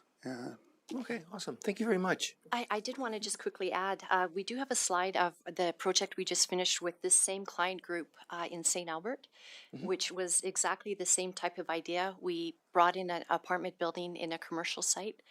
And if we can find that image, you'll see that we did. I saw that, yeah. Yeah, pull the elements from the commercial into the apartment so it all blends and feels like it belongs because people want to live in beautiful spaces. It's quite a small image, but there's the apartment in the back, and then the commercial in the front is clipped, but you can see the articulation, the different use of materials, and then the walkability and the landscaping within this development. Okay. And that is 5 stories as well. So if we would have put a 512 pitch roof, we'd save ourselves about $400,000, a traditional residential roof. Typically, when we build these in commercial areas, we mimic the design. So we go to flat roofs, which are substantially more expensive. But that's why you end up getting something that wins awards and has impact. And you'll see the pedestrian. Sorry, Councillor, if I may add. No, go for it. You'll see the pedestrian crossings to the Wendy's. There's an adjacent 7-Eleven. There is going to be medical. This did open just in August of 2025. There is a pub, so the building right in front of that 5-story apartment that is clipped off. You just see the roof line. That is going to be a pub, and I think it's going to have golf simulation. So lots of, and then I do have about a 5,000 square foot amenity, and then I have a roof in this building, and then on top of my parkade entry, I have an outdoor barbecue area, and it is fronting residential to the north, almost identical to this site here in Fort Saskatchewan. It's a lovely, lovely site, this one in St. Albert. Awesome. Thank you. Councillor Blizzard? Well, first of all, in the middle, you didn't come up and do a presentation. I'm sorry, what was your name? I'm Barbara Reed with Reed Architecture. Okay, an architect. Okay. That's right. Okay, thank you. I'll start with this. I have a ton of questions. The more I hear, the more questions I'm writing down. But so in this, you're saying behind this building there, that's residential because it doesn't look like it. It is. It's residential townhouses, 3-story townhouses. 3-story. Story townhouses. Yeah. Because, and I have lots of questions, but I guess I'll comment. I have nothing against the building. I guess our big issue here is where it's going, right? The building itself, definitely I can see it necessary. So I'm going to proceed on some of that. We've gone over the parking requirements, the shadow. So when we talk about the shadow, when you say, oh, we looked at it at high noon, well, that's the least shadow. I'll explain the shadow. Oh, I'm sorry. I don't mean to interrupt, Council. That's okay. Okay. So the 2 meter where it was going over, that was during winter solstice, December 24th. That is our worst case. So you'll see we did our sun shadow study through the whole year. And I know you're getting clipped there, Terry, on your image. Yeah, there we go. So you can see it in March, June, and you'll see that it doesn't even touch the property line because we have a abundant 7 meter setback. And the only time it does bridge the property line is on December 24th. Right, but when you're looking at is the best time of day on those days. I mean, we have 5 weeks before that and 5 weeks after that. If you were to look at 9 a.m., there would be considerable shadow. If you looked at 3 p.m., there'd be considerable shadow. So, those, there would but be it's all still on our be... site. It's all on our site. The shadow is on our site. It's on our property. Yeah, but when the sun's lower, that shadow's going to extend further. Only and around, like you said, December 21st, during winter solstice. You can see the image, and the very dark outline is the representation of the shadow. I know, but you're saying you took that at noon. At 12, yes. Yeah. So if you took it at 9 or 10 a.m., there would be considerably more shadow. That's what I'm saying. Not on that side, not on that north, because as you remember, the sun. Yes, as it moves, okay. Been in agriculture, it moves from east to west. Yeah. So as you can see, our building is 100% facing south, right? So the sun is like literally right in front of our building at noon, on the low point in the horizon, hitting our building, and it's bridging 2 meters over the property line. So 2 meters into the back alley. Okay. So in terms of shadow studies, they're typically done at 9, noon, and 3. Okay. The winter shadow study was not produced at 9 and 3 because there's generally total darkness or almost total darkness during the modeling. But at the development permits stage, there we could potentially do additional modeling for the development officers to review, potentially at 1 or 2. They can request that information at the time of decision. Okay. And back to the developer. So you mentioned that this will be all rentals? Okay. And what level of care is this? So they will have, will there be kitchens in the units? Will they have food available downstairs? Breakfast, lunch, dinner? What? So basically what you're asking, is this an IL building, assisted living building, designated assisted living? That's what you're asking. Yep. So in terms of IL, the 5 functions are transportation, recreation, 24-hour staff, available food service, and recreation. We will be offering all 5 of those, but they'll be a la carte. So yes, there'll be food available, at least 1 meal a day. The problem is that every senior doesn't want to have a bar fridge and a microwave. So we put an oven there. We even put convection ovens because they all have the fantasy their granddaughter's coming over to bake a cake. That's not going to happen, but it works very good for marketing. So they'll all have full kitchens. The reality is the ovens never get used. I have an 87-year-old mother that bakes all the time. So I won't argue the baking, but they do get used sometimes. But okay, I guess I was just asking whether there's food service, but not necessarily, but they can get it. Right, and then Alberta Health Services will be monitoring. So we do have a demonstration kitchen with the $6,000 dishwasher that sanitizes. Okay. But you're right, there is a few anomalies. Most of those ladies start baking in our demonstration kitchen because we provide ingredients if they share it. Yeah. And it becomes a big social enterprise. So you are correct. There is some that do continue. We typically get them out of their suites and into our common areas and make it a recreational venue. Okay. or Yeah. activity. Counselor, My would you like? mom baking is life. Oh, yes. Yeah, great. To walk you through the amenity area on the main level, I'd be happy to walk you through that because I did present the amenity space Sure. on the main Yeah. level. We have to change. Here it is. Okay, just quickly. So that's 7,000 square feet. So we have 10 suites on the main floor and 17 from 2 to 5. So it is a smaller amount of suites. So essentially, folks, we have a communal kitchen, and then we have a gathering area. We also have a games area. We have an open fireplace. We have crafts. We have a fitness area for cardio and also movement as well. And then we also have a theater that can be converted to a party room as well. So the whole point of the amenity space is to encourage the seniors to pull them down from their spaces, from their units, get them into and interacting with one another. And then the whole point of getting us into a commercial site is so that they sorry, I just want to quickly add the whole amenity space is 100% barrier free. So, we have universal washrooms. So essentially, if you're in a walker or in a wheelchair, you have power door operators that allow you to go into the washrooms. You have power door operators through the vestibules. We keep the mailroom or the mailman out of these And buildings. all deliveries. And all deliveries out of these buildings so that we don't have the spread of contagious We'll viruses. just explain that. See how large that vestibule is? That's very expensive. We do that so that no delivery people can come in and bring pathogens. Where am I looking? Right at the Right front here. at the See that? entrance? Yes. Oh, okay. So there's a mailboxes on one side. There'll be packages on the other side. We do not allow delivery people into our property because we've had lots of experience with COVID. We also have Casper technology in this building. So those are air scrubbers, continuous air surface pathogen removal, and that'll be in the common areas and the elevators. Okay. We also have a building manager as well that encourages activity. Terry's program also encourages volunteering as well. I don't know if you wanted to speak a little bit about your volunteering. We gotta get I know. going.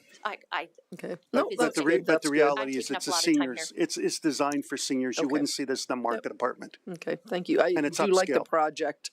Okay, I've got more questions, but better put me on another round. Okay, Councillor Andawa. Thank you very much. Terry Barb Emmett, appreciate the presentation, very insightful. I guess when we're going back to that picture of the architectural drawing, I think you said it was in St. Albert or so forth. That project has commercial on the ground floor. I want to say parking is on the back end towards the townhomes. Why were either of those things not considered in this case? Right. So we've had lots of problem with parking in the back. Just so you know, it's very hard to get people to get their heads around that. So we're discouraging that in our future projects. This was the first one we did, parking in the back exclusively for the seniors, parking in the front, the first row for the seniors, and then the other rows for the commercial venues. What we do is very different. Every single resident registers their car. Every single spot has a number on it. You don't really get into understanding seniors and how territorial they are about their parking spot. So it's not a chance they're going to go to Tim Hortons or anywhere. They're going to park in a very specific spot that's identified with a sign that also has a lanyard a hanger that does that. So we've had problems getting them to come to the back of the building for parking. So that's why we positioned the building accordingly. Plus we wanted the maximum amount of parking. That would have included another laneway and we would have lost about 10 parking stalls. And through discussions with administration, the apartment use is a separate use from, I believe it's multi-unit housing, but administration can comment when they come back up. The multi-unit housing use allows for commercial on the ground floor, but with working with the developer and administration, the apartment use was how they envisioned the building looking, which will not allow for in the land use bylaw does not allow for commercial on the ground floor. So this was just a different use case versus what we're applying for today. So there won't be any opportunities for vertical mixed use. The mixed use that we are discussing is horizontally throughout the site.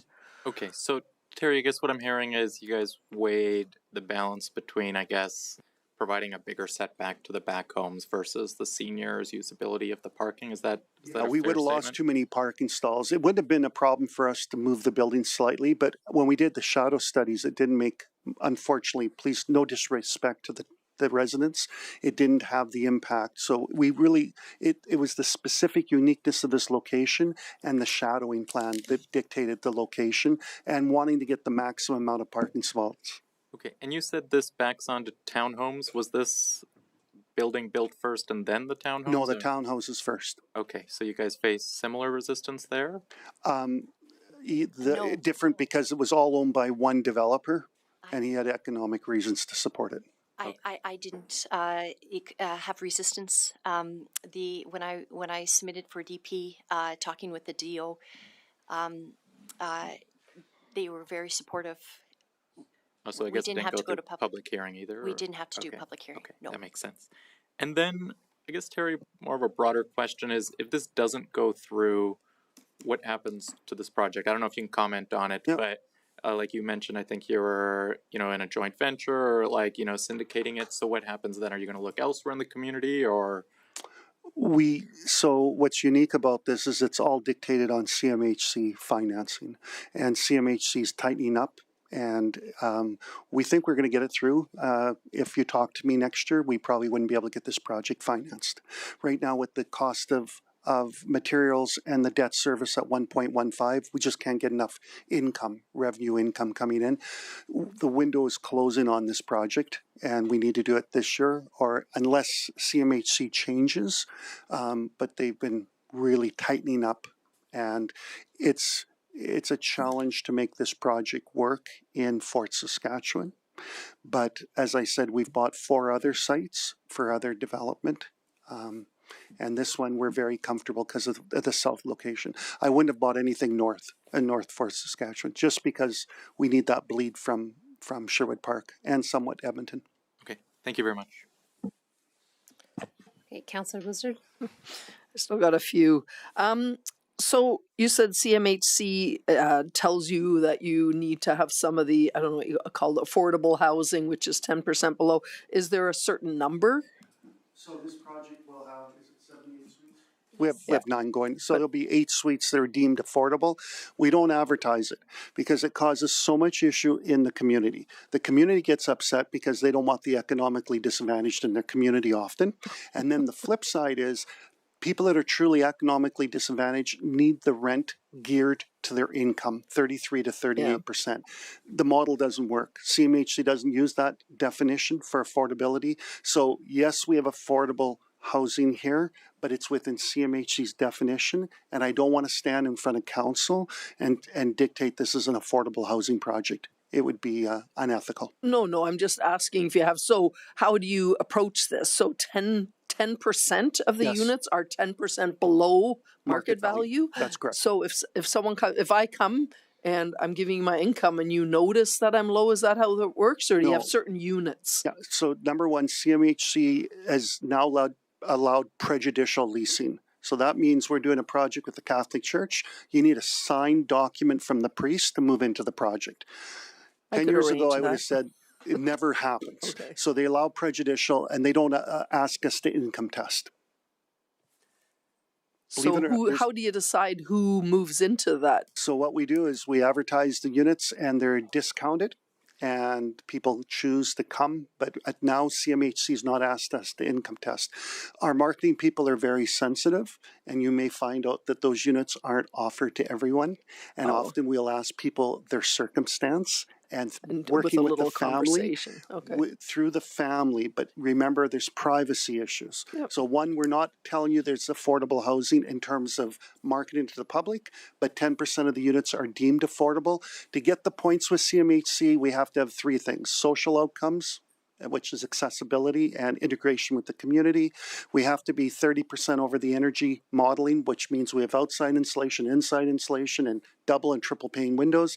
And 10% of the suites have to be affordable. Okay. Affordable in CMHC's definition. Okay, putting those aside. And I don't need an exact, but kind of a ballpark number for the rents. Yeah, what's the lowest, smallest, lowest unit? What's the biggest, and again, it doesn't need to be down to the dollar, but just kind of a rough. I think I put this in here on purpose. Oh, I didn't. Normally, I put the pricing. Our least expensive unit will be $1,650. Our most expensive will be about $3,000. We're $200 to $300 more than market housing with this product. Okay. If we increase the acuity of services and care, then it goes $500. What we'd like to do is get a home care office here, and we have a wonderful government, whether you vote for them or not, that is really getting interested in non-institutional care. So we're congregating people with home care into our buildings, and they like it because of accessibility and Casper technology. So it natural gravitates to people that need more support by nature without us advertising. Okay, moving along on my questions. I see nobody's up, so I'll keep going. So if this doesn't go through, do you have another location you're looking at for this, or will this type of building be in one of the other locations you already have? So we have 3 product lines. One's called 3 Robins. The other one's called Living Well, which is our luxury brand. And Club 55 is our snowbird brand where people come and go. And at this point, we are very concerned that this product needs to be in the south end of the city. We're going to increase the acuity of care at the South Fort Bend site, and then hopefully we win the RFP, and then we can have a campus of care, which I came to you 20 years ago and said that's what South Fort Bend would need, but we need the government to fund the beds. So if you go to South Fort Bend, you'll see a higher acuity of care. This is more lifestyle orientated. Okay. Are you saying the Alberta government is helping to support this? Yes, not this project, but they've announced 4,000 beds in the RFP in December, another 4,000 beds in September, another 4,000 beds in 2027. Recognizing there's only 32,000 beds in all of Alberta, and this government's given us 12,000 in 18 months. Maybe it'll tell you a little bit about the modeling and the severity of getting enough seniors housing. Okay, and I think these are tied together, kind of, some of them. 2-bed, 2-den was one of the units. You don't need to pull it up, but that seems quite large. 2-bed, 1-den. Oh, was it? I thought I saw somewhere it said there, 2-bed, 2-den. You know what? That's Terry at his great doing something at midnight. Oh, so, okay. So I was going to say typing with thumbs. Okay. Yeah. So this has 2-bed, 1-den. 2 beds and it has a den. Remember, this den is not what you think it is. It's really designed for what we call granny nannies. We've been waiting for 7 years for the Liberal government to bring in their granny nanny program. It's coming. And when it comes, we have to have a lockable environment, recognizing that 50% of our couples do not sleep together. That's so therefore, you need 3 venues. You need one for mom, one for dad, and the third one for the caregiver or the family member who stays in emergency. Okay. So we get a lot of complaints. People say, what the hell are you building 3-bedroom units for seniors? It's because it takes a village. Okay. Yep, that makes sense. Yep. So, and is there any stipulation on the lease that you can't have, say, oh, my grandchild's, 27 and struggling with something, and I'll have him move in for 3 months? Yeah, so we're well aware of craziness. We know South Fort Bend. The difference in Alberta versus British Columbia is that we're on a 1-year honeymoon and marriage. Every year we have the right not to continue the lease. And what we do, to be honest with you, is we deal a lot with capacity. Our biggest issue in our industry is capacity. People no longer have the cognitive ability or the physical ability to live in our properties. That is where you see us get more active in trying to remove people. And it's almost impossible because the family doesn't want them to go to institutional housing. So it's a real challenge. It's about capacity. And you're actively look at that. So if that 27-year-old was actually the caretaker, that would be okay, maybe? Once again, we're well versed in craziness. Part of a lot of people have, I don't know if you know, as the professor may tell you, the dysfunctionality of 60 and 55-year-old children living with their parents is going up. And typically they have social issues, and they've caused us issues in the building. Oh. We work. This is not some dear child or adult child with Down syndrome. We're talking non-performing adults who choose to live with their mother who's in their 80s. It's an epidemic of a problem. It's about 20% of our residents come in. A lot of them come into our properties trying to shed themselves of that 50-year-old daughter and son. Oh. And that's why they're leaving their home. So I'll be very frank with you. Seniors housing is a quagmire of social issues. Okay, one more. Just with all the parking, and maybe there wouldn't be an issue because if you have to have 120 some stalls for that, maybe there's lots of open parking. But is there designated visitor parking? Yes, so every parking spot has a sign, and it becomes very political where you park. So it has to do with your health condition, how when you've leased the unit. But everyone, and there's specific visitor parking, but it's always the worst parking. Seniors may say they love their visitors, but not at the cost of them not getting the best parking spot. We would have 13 dedicated visitor stalls. Okay, thank you. That's all I've got. All right, Councillor Ketcher. I need a break desperately, but I still have one question. You said covenant on title. I don't think the city is allowed to do a covenant on title, and I'll ask administration that after. Just very briefly, walk me through the process right now. So you're in contract with the landowner at this point in time. So if this passes, I'm looking for the assurance that this is what would be built versus just an apartment building. Right. So two things we have to talk about. To get this project to financeable, we need to spend $400,000 on land entitlements. We need full DP drawings, geotechnical, environmental, utility assessment, you name it, archaeological study, it goes on and on. So that $400,000 is dead money if nothing gets built. This project will not work in Fort Saskatchewan on a market apartment. The numbers won't work. We just can't get enough revenue. So I guess the point is that's not what I build. The drawings would have to be totally changed, and the project would have to lose a lot of its features to make it even close to viable. And then back to your covenant on title, we're just doing one in Spruce Grove. I've registered one. We just registered one in Salmon Arm. We registered one in Langley. It's becoming the norm. So I think we can work with council on registering a covenant on title. We'll support that. More importantly, our bank supports it. So that would be you getting the covenant on title. So what happens is, as part of our development permit application or requirements, they say you need the wording of the covenant. We'll present council, or we'll present administration with the wording of the covenant. It goes to your legal department from our legal department, and we place it on title. So let's be real frank. We're going to put a covenant on title that this will be seniors housing. If it's not, they need to come back to council and talk to you. Okay. Terry will be sad because I've spent all that money and no building. Okay, and you have invested that money already for these, and this is all preliminary? No, that's not correct. We've probably invested $100,000 to site, or 60. Once we get zoning, corporately, we can't spend this money until we have appropriate zoning. It's too high risk of a venture. So we'll go through the planning process, get the appropriate zoning, and then we'll start to spend money on land entitlements. Okay.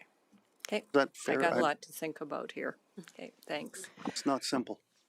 Okay, I think that is all the questions for you. Thank you very much. You asked us to ask you questions, and you certainly got them.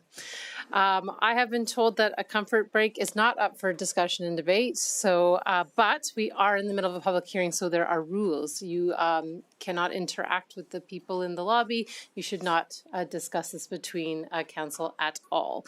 So we are just going to take a comfort break and be back. So it's 3:57. We're going to say 4:05, and then if we need to take a longer break after, we can. Okay, 4:05.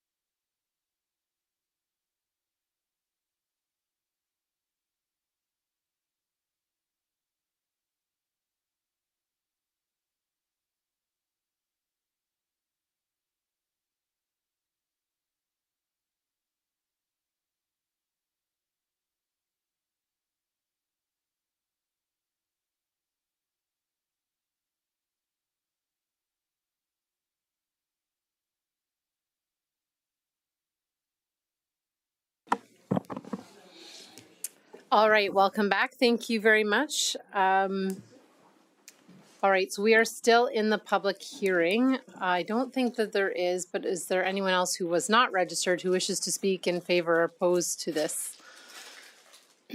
Not seeing any, I'll invite administration to come back up.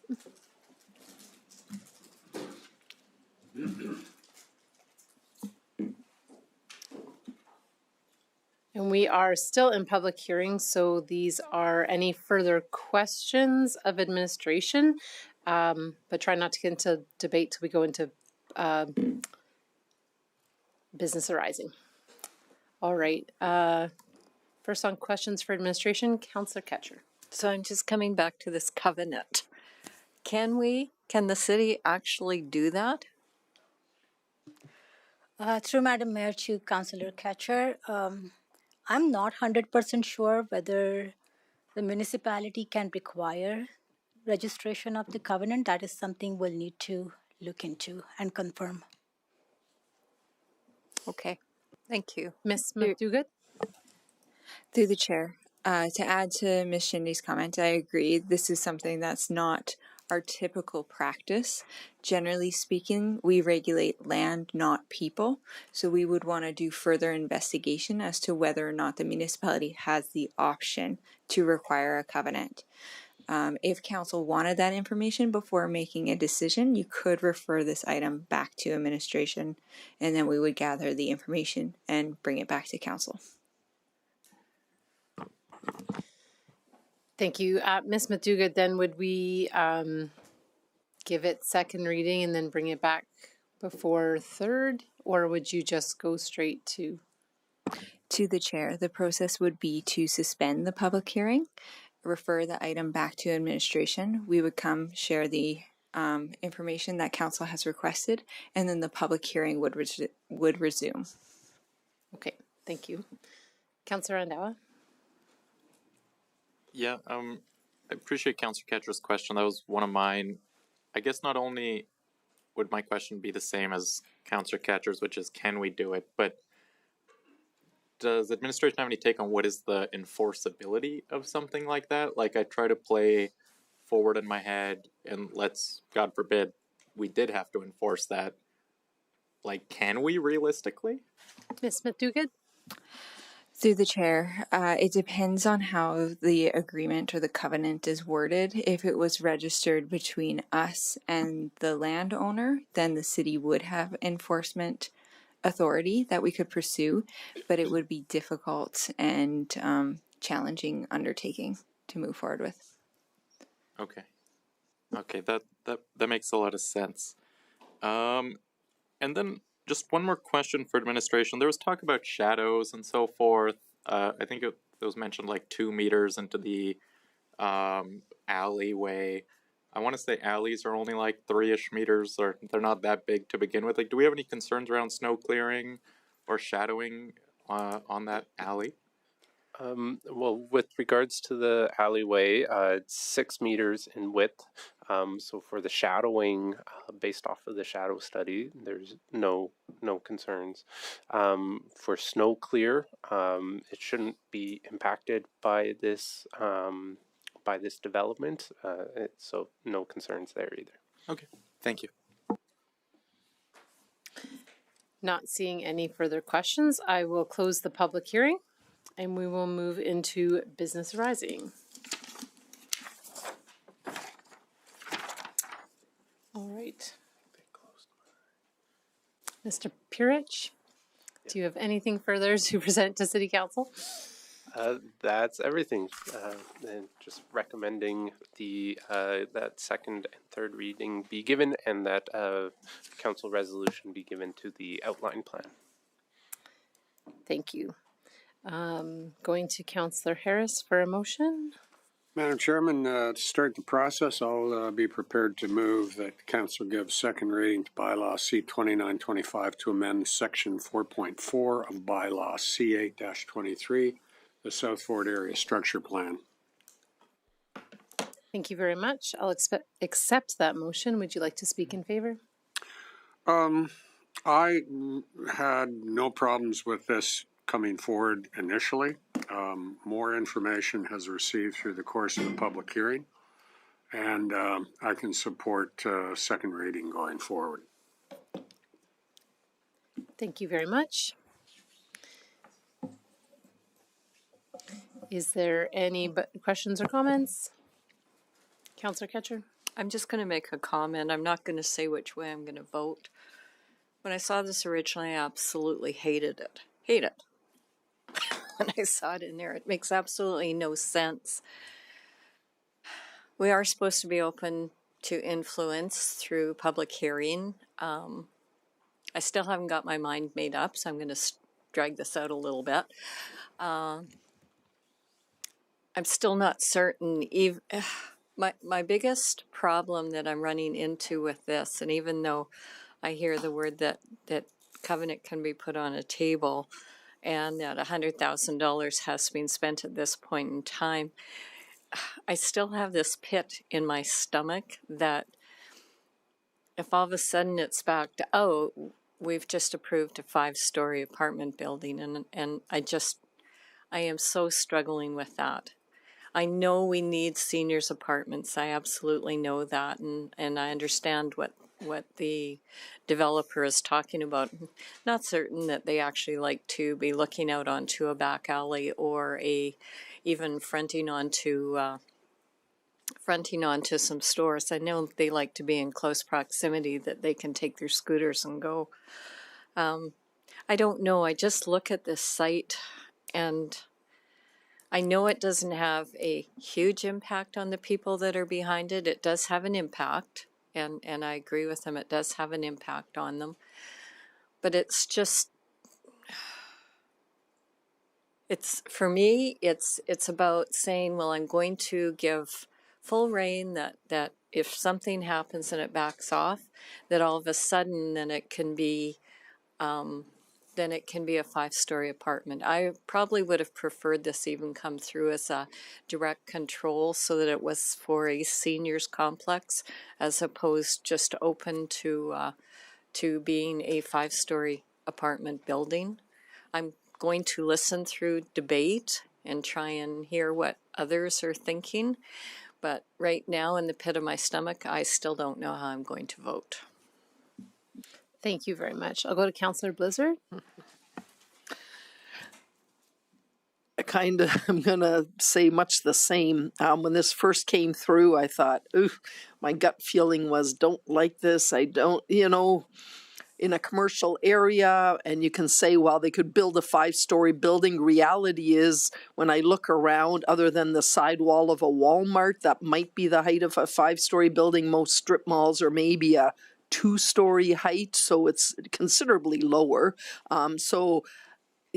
Right away I thought, I try to put myself in the shoes of whatever we're dealing with. So the person living behind there, I know I wouldn't like it. The balconies in some ways actually makes it worse. Yes, you can say, well, they're not used. Well, they might not be used. They may be used. The feeling is there that someone could be looking down on you even more. And I think from whoever's on the top level will be able to look in the backyards. But having said all that, I really do like the proposed project, if that's what is actually going to happen. I don't know if we can get assurance. We're told this is a 5-story seniors. I feel like I can trust the ones that are here, but if funding doesn't go through and we've approved this 5-story building, will it then just convert to we'll just put up a regular apartment building, sell it, somebody else build a 5-story that's not senior. So I guess that's the risk for us in this decision. I still don't know how I'm going to vote either, because I'm kind of back and forth. If this was all townhouses, I think a little easier because of the height again. I don't think shadows as much as there may be an impact, and I saw that there's not supposed to be. I still feel, there will be an impact for all the residents. Yeah. And then we were told that Walmart, was encouraging this. I could see any business. If I had a business and all of a sudden I can have, that's why hotels and and restaurants are together. They kind of complement each other. So, you know, going from the other side of it, I'm getting not there yet in the the age group that needs this, but I could see that I would probably enjoy living here. To go downstairs and, gee, if I had the funding, not everyone will, but this is a better off apartment building. Go downstairs and get my Tim Hortons, or down the road, gee, I need a bottle of wine. There's a liquor store. I need, there's amenities there already that I might like this. Versus when I look at South Fort Gardens, we've talked about that. They're not far, but they're not walkable distance to the amenities. So, I can see from the residents there, but it's still, I'm not sure. I'm going to listen. I see there's a lineup of people talking, and I'm going to listen and see and try and figure it out. Councillor Nguyen? Yeah, thank you. Appreciate the developer coming in and being extremely thorough with a level of expertise and knowledge of this type of product and trends in the marketplace right now, and being willingness to answer quite a few questions. This is a layered and complicated technical proposal as well for council to adjudicate, and there's certainly many different ways the decision-making process could go, and at least in my mind. Some of the highlights that I'm considering right now in a decision to move forward with second reading would be one, proximity of this mix commercial residential to Veterans Way, which is a numbered highway. And what we see in Fort Saskatchewan is, and there will be increasing amount of traffic flow during peak rush hour periods to plant sites back and forth. And that is a gas station. It is a Tim Hortons, and a lot of people fly in and out of there using those businesses on their way to work. The site design that we were shown in St. Albert, I think, looks and works from a functional standpoint. It works well, as I believe it's on adjacent to an arterial on Collector Road, which is much different than the level of traffic and the nature of the traffic that goes through this commercial site at present time. A concern I do have, and it's an ongoing concern because I have intimate knowledge of this realm, is the property maintenance at a site of this nature. And I know there is Marriott noise attenuation standards that were referenced. The nature of this site, say for snow clearing, demands nighttime commercial and daytime residential, and that in itself can really throw a wrench into the use of the entire overall site for residents that are living there, and that's their home. So it's a concern, and I know how that looks like on a day-to-day basis during the winter months, which are half the year, call it, for us. So those are my main concerns. I once again appreciate who this would serve for its residents, and I'm not exactly sure which direction I'm going to go. Based on the restrictive covenant conversation, I would be inclined to support the second reading, and if I understand what was said by administration correctly, that we maybe could and should be making a decision after that information is clarified by administration. So at this point in time, I think that's the course that I'm inclined to the avenue which I think is most logical. Thank you. I'm just going to go to Ledge Services to clarify the process if the covenant information So what? So what was said is that public hearing could be recessed until, say, February 10th, to administration to bring back the information on the covenant. However, public hearing was closed at 4:09, so now we cannot recess it. That's it. So then what happens if we don't give it third reading and ask for more information?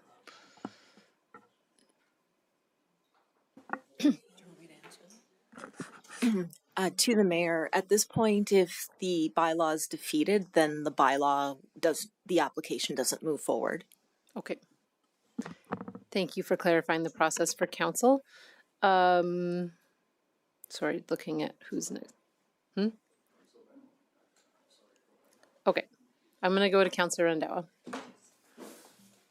I had some questions and comments, but I guess my first question is, so we can't pursue looking into the covenant now? Is that what I'm hearing from administration? I'm kind of shocked, maybe a strong word, but kind of shocked at it because council was kind of discussing that and nobody made us aware of that before the hearing was closed.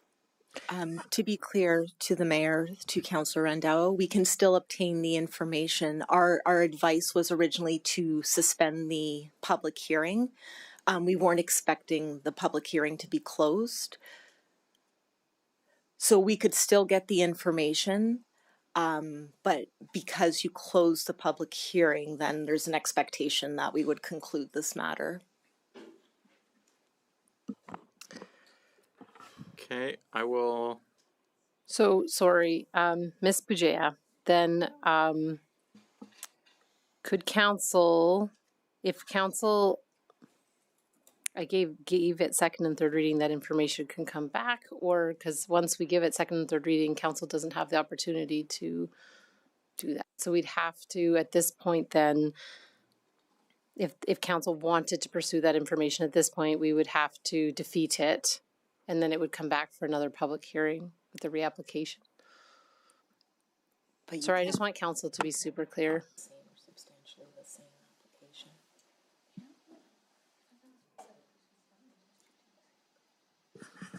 We may need a quick recess here, if you don't mind. Okay. We'll take a quick recess. Everyone stay in their seats. It's not a real recess, just to ensure that we get the information.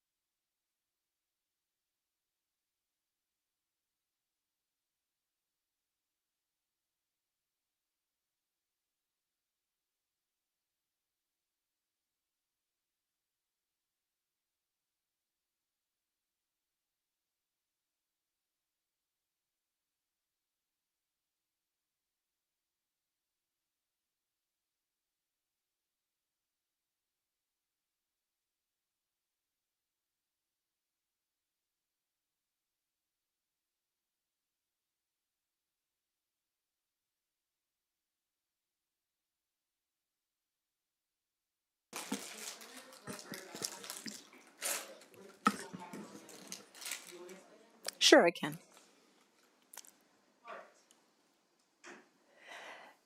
Thank you, Madam Mayor. So I think our best approach forward is to go ahead and do second reading and perhaps postpone third reading until February 10th and just direct administration by motion to bring back some information on our ability to apply a restrictive covenant to a development permit. Okay, and then to move that to February 10th, do we need a motion for that? So you would do a motion, you can go ahead and debate second reading. Provided that passes, then I would just ask for a motion to postpone third reading till February 10th, as well as a motion to direct administration to obtain information on restrictive covenants at a development permit stage. So two separate motions? Yeah, two separate motions, and we'll work on that in the background. All right, thank you. All right, back to the order. Councillor Randhawa, were you done? It's fine, I can go back. Okay.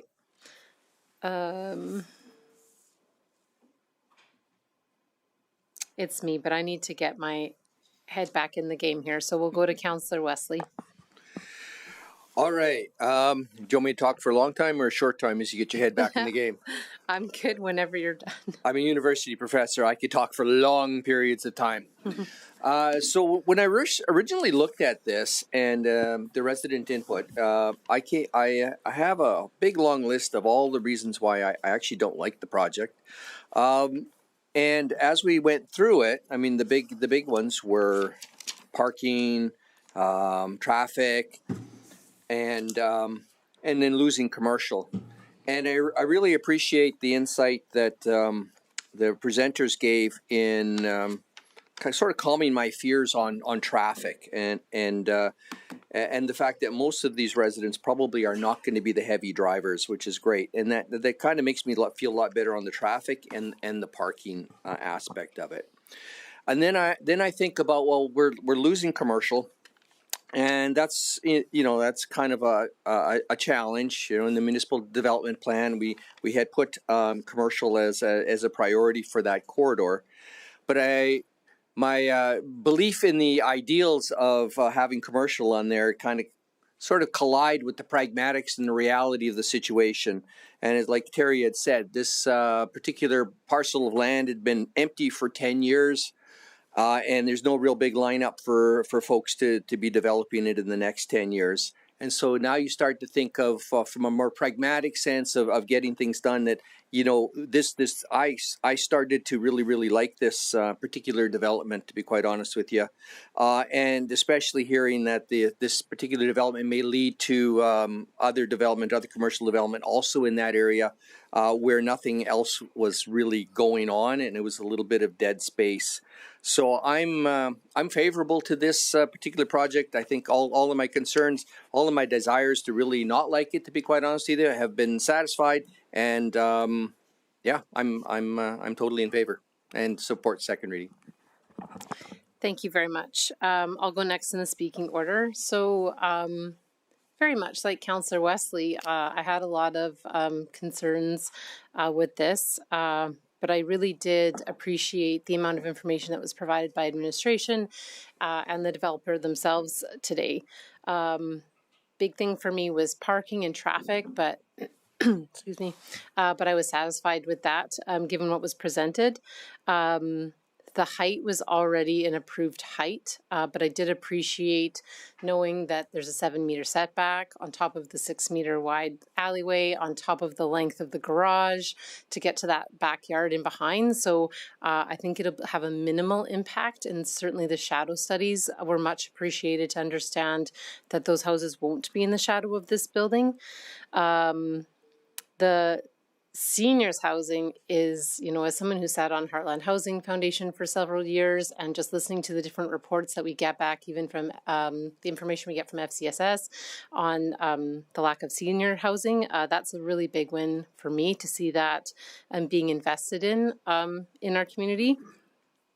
And when I look at where our seniors facilities are now and the long walks that they have to any sort of amenity, it does make me extremely favorable to this type of amenity where you know, it's interesting, even just the Tim Hortons, just that simple access to a coffee shop across, I can see having a huge impact on them. And even just like, it's not a grocery store, but the convenience store that comes with a gas station, and even the fast food restaurant. So I do, you know, when I look at the products for seniors that we have now and the distance and the busing and the icy sidewalks that they have to go to get to them, I do think that this is a fantastic parcel of land for this.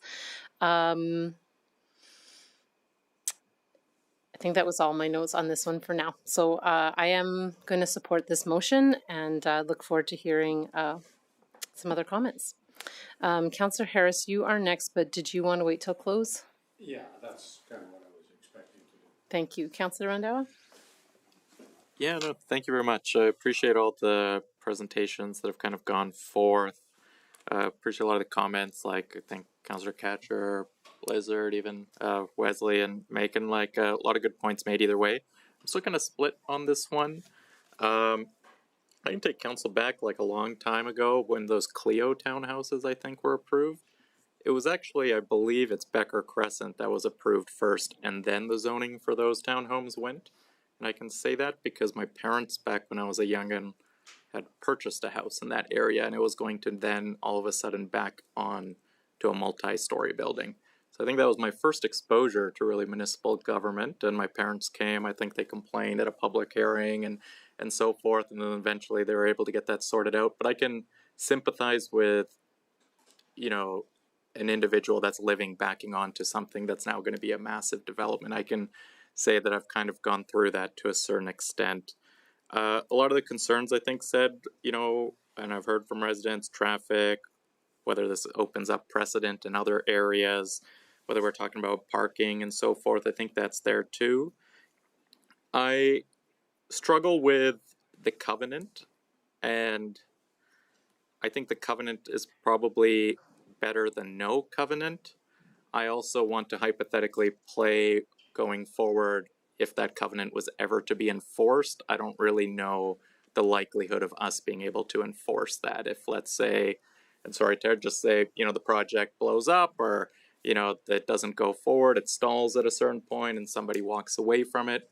Are we really going to enforce this covenant and tear it down, or whoever takes it over next and stick it to them and say, no, you have to do seniors housing and leave this building vacant for years? Like, I don't think we're setting up a future council really for success with a covenant structure. I don't see a future council really enforcing it. I think Councillor Catcher made the comment, it would have been better maybe as a DC or something. I kind of agree with that as well.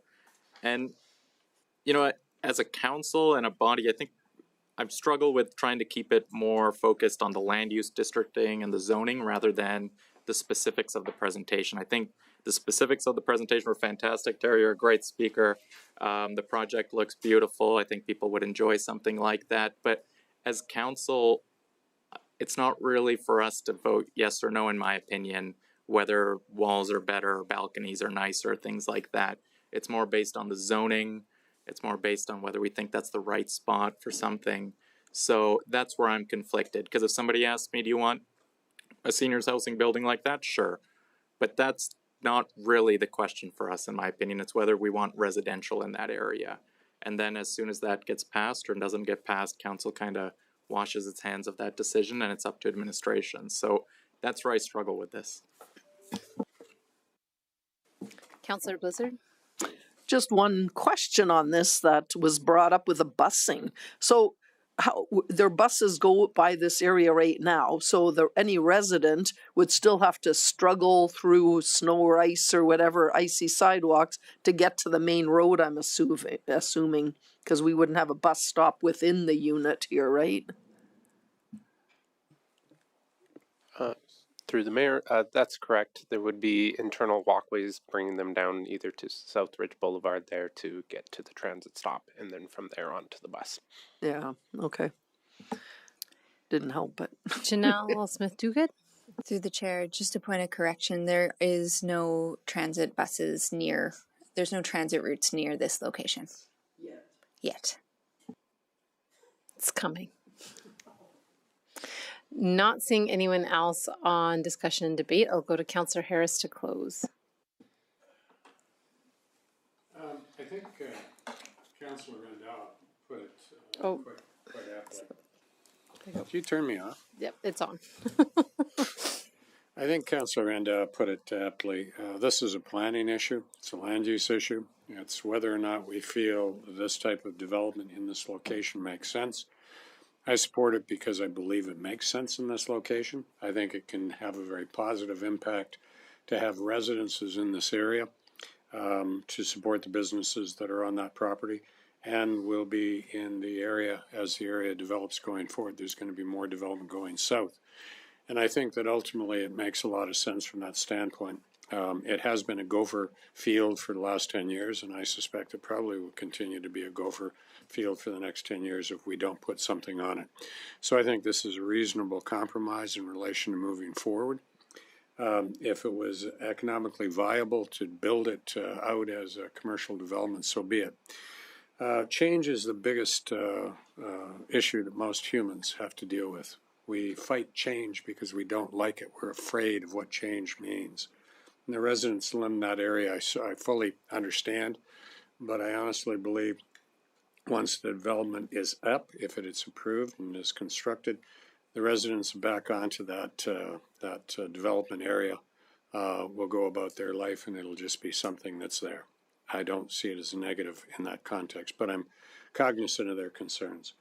It is a planning matter, plain and simple. The question is this an appropriate use in that area? And I believe it is. Thank you. So if this should pass, then administration has done up 2 alternate motions in case we don't want to do third reading today. Your Worship, I don't believe we need 2 motions. I think we can have 1 motion to hold third reading in abeyance subject to additional information coming back to council for further discussion at the meeting on February the 10th. I will That would be my suggestion, and I will leave it to them to give me their recommendation. We have to put that recommendation on the table at some point if this passes. All right, I will close the motion on second reading. Please cast your vote.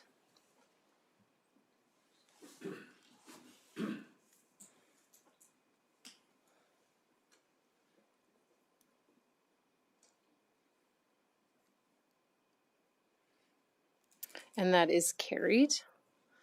Does administration want to put up the alternate motion for consideration? And Councillor Nguyen, you want to put on the motion? Go ahead. So I'll move that council postpone third reading of bylaws C-2925 and C-2425 until February 10th, 2026. And just confirming that administration wishes to do it in 2 separate motions. That is correct. I can display the second motion so it makes more sense to you. Okay. Yeah. Okay.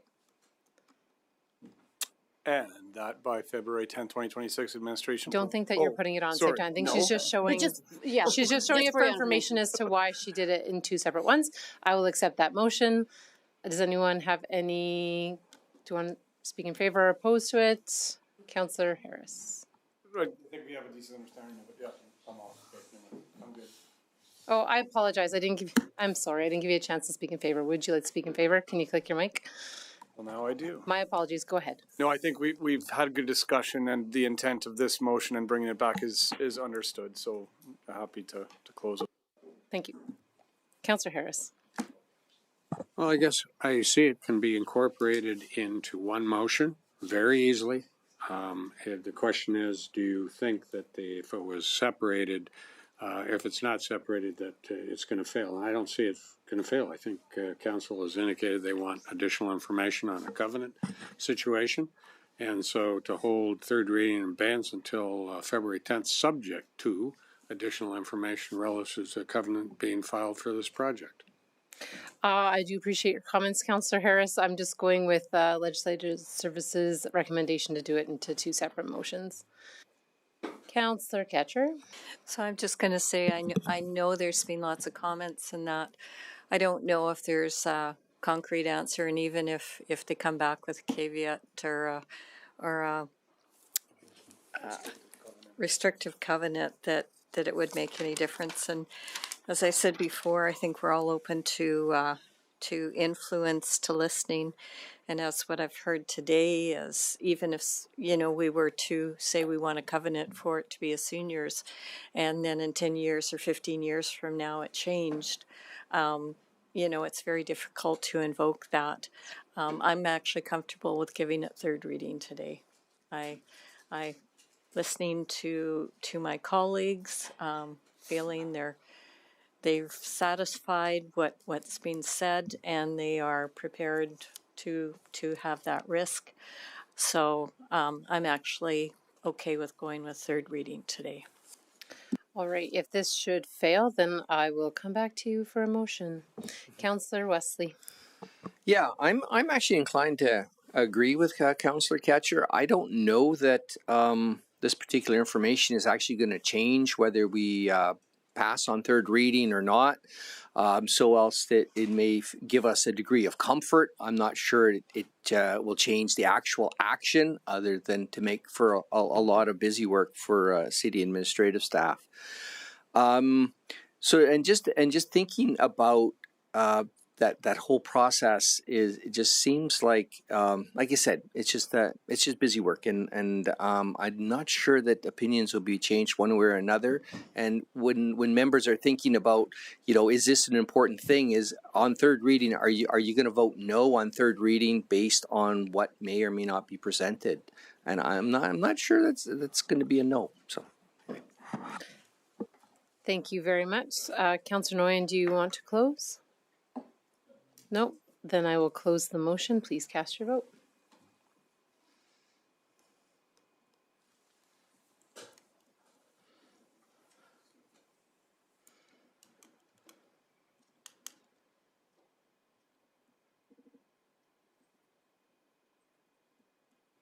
And that motion was defeated. Councillor Ketcher, would you like to move third reading? Oh, my apologies. Councillor Harris, would you like to make third reading? I don't know how you just voted, so. Sorry, can you turn your mic on if you're going to? I'm trying to give, there we go. I would be prepared to move that council give third reading to bylaw C-2925 to amend section 4.4, commercial, section 4, commercial of bylaw CA-23, South Fort Area Structure Plan. Thank you. Do you wish to speak in favor or opposed? Yeah, I think there's hopefully support to just move this thing along. Let's make a decision and move on. Thank you very much. Councillor Nguyen?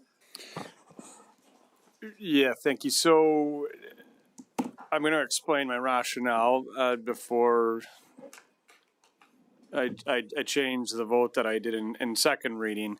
And I voted yes in second reading because I thought we had intended to send it back to administration, and that's why I voted in favor of second reading. So I've mentioned these comments in previous dialogue, and once again I will caveat my position on saying that this is a very well-rounded, well-thought-out development in and itself for the building pocket. It's well thought out parking orientation, the usefulness of it, and there's certainly a market for this type of housing in Fort Saskatchewan, and I'm glad to see this type of proposal coming forward.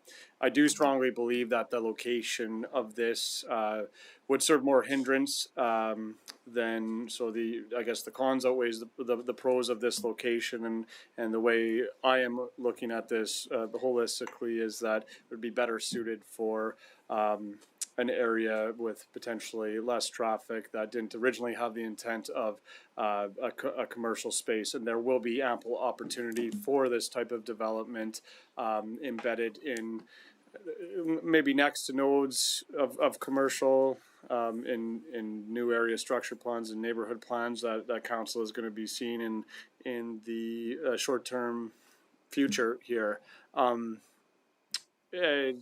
Subsequent to that, I am certainly not discouraging this type of development coming forward. I'm just trying to go off my best interpretation of our MDP and our planning department's direction, and kind of what I see the other multifamily housing products are materializing into in Fort Saskatchewan, and there are a few that are very close by this. And one comment even that was made was about transit access to this site, and that might be concurrent with the completion of this building. Who knows? There are some assumptions that are going into, I think, approving this development. That might be one of them, and another one of them is, I just lost my train of thought. Anyway, there's a lot of information that has been given to us, and very simply stated, I support it, and I think the location could be improved. Thank you. Thank you. Councillor Randawa.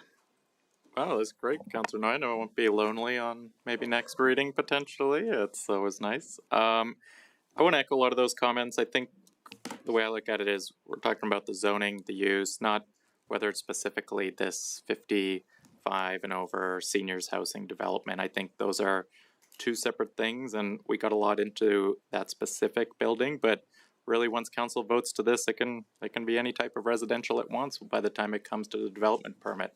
I appreciate the group that brought it forward and the work they've done and the research they're doing into the market here.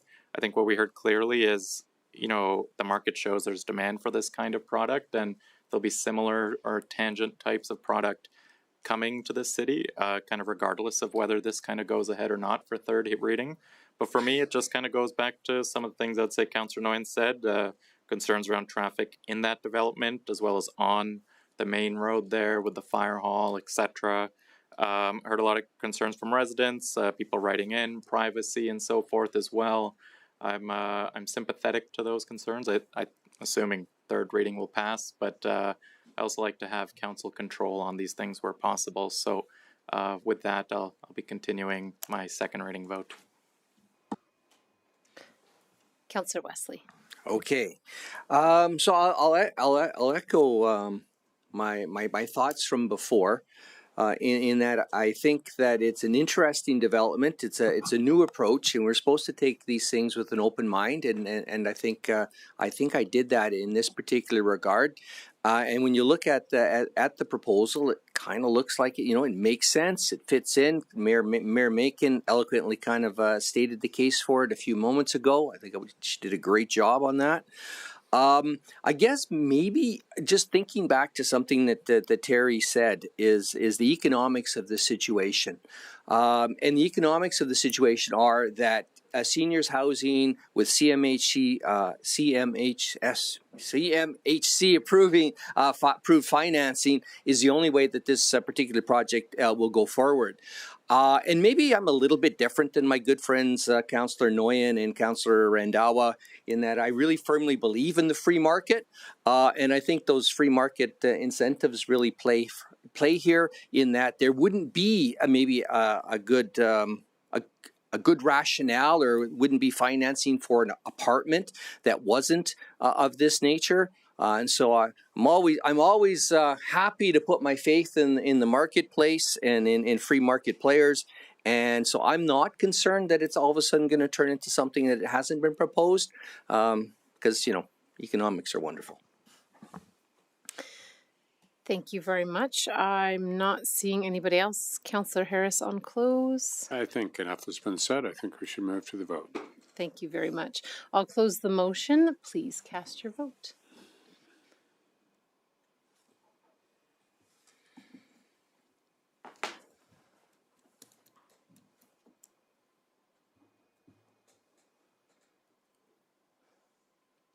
And that is carried. Thank you very much. So it has been an hour since we took that quick comfort break. Would anyone like 10 minutes, or should we keep? No, let's keep going. I don't think it's wrapping up. We got a few things to go here. Just warming up, Patrick. 10 minutes? Okay, 10 minutes. Okay, 5 o'clock. I want to go home tonight. 5 o'clock. We still got three. We have 8.1, 8.2, 9.1. No, we still got 3 resolutions to deal with in this particular item.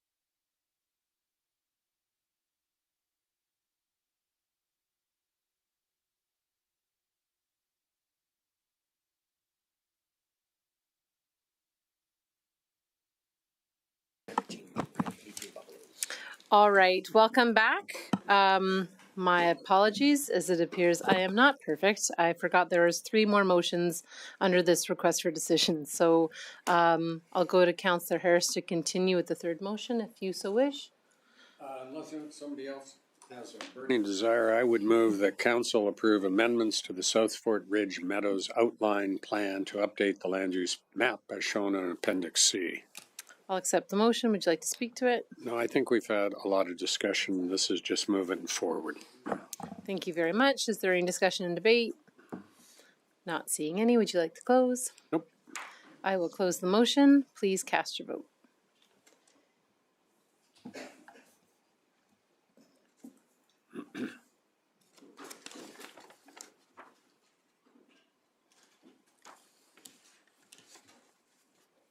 And that is carried. Would you like to continue with motion 4? I think Councillor Wesley might like to make this motion. Councillor Wesley, would you like to make this motion? I move that council give second reading to bylaw C24-25 to amend C2, commercial retail and service district, bylaw C23-20, land use bylaw. Wow. I'll accept the motion. Would you like to speak to it? No, I think I said too much in that mouthful. Any discussion and debate? Not seeing any. Do you wish to close? No, I'm good. Thank you. Thank you. I'll close the motion. Please cast your vote.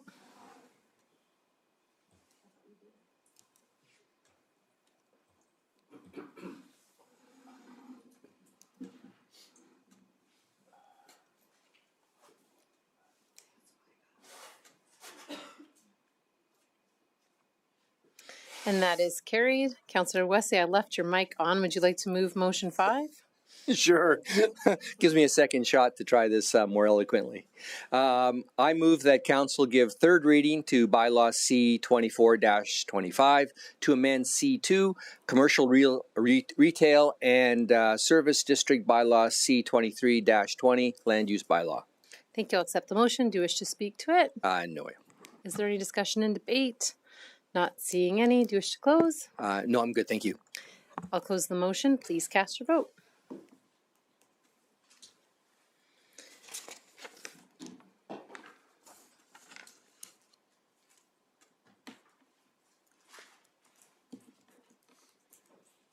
And that is carried. Thank you very much. We will move on to 8.1, rescind school playground grant program policy and procedure, FIN 19C. Richard Gagnon and Janelle Hart.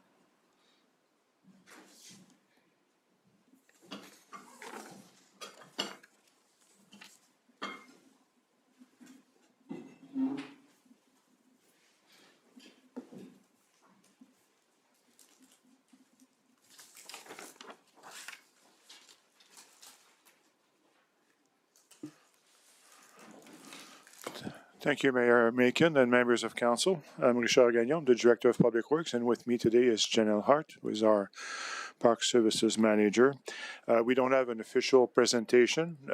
As you know, you have a motion in front of you to basically rescind the school playground grant policy program, FIN 019-C. And the reason why we bring this forward to you is that in 2021, Council removed annual funding for the grant program during budget deliberations. And basically, we have a balance of about $3,857 remaining, which will be, according to finance, redistributed to other, could be redistributed to other projects. Administration recommends to rescind the council policy to align with this previous direction of council. It is difficult for us to basically run this program without having funding associated with it. We're open for any questions. Thank you very much. I'll go to Councillor Katcher. So I guess my question, and as I'm looking at when the school replacements were, I mean, Rudolph Hennick goes back to 2015, and then the last one that we had is 2023. So we know an average playground, school playground's what, 10 to maybe 15 years tops? So I guess the question is, do we anticipate there's going to be all of a sudden within the next 2 to 3 years more requests coming for replacements? Through the mayor to Councillor Ketcher, yes.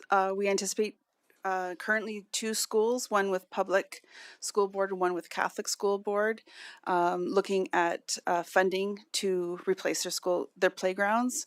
They're probably looking at a life remaining on their play structures of about 3 or 4 years. So I guess the question that I have is, if we know these are coming forward, we have a policy, and Council of the Day basically said, yeah, we're going to support these parent groups when they're going out to funding and provide that. Why do we need to have that money set aside now, as opposed, because otherwise it's just going to sit in a reserve, as opposed to when and if that comes forward, we deal with it just with having the funding coming from either financial stabilization reserve or a capital reserve? The mayor, to Councillor Ketcher, thank you. I think this is feasible. This is something we have to discuss with finance, how we want to approach this. The thing is, this program is open for any schools we have in Fort Saskatchewan. We know potentially 2 coming up in the next 3 to 4 years. This can remain, saying that if there's a request this year, we won't be able to provide funding because funding has not been provided yet. So we'll have to go case by case. In this case, if we have a program that wants to support that, a good way to do this is to have a consistent funding. But your option is also viable if needed. It's just we will need to anticipate those and bring to potentially through the budget process those type of requests.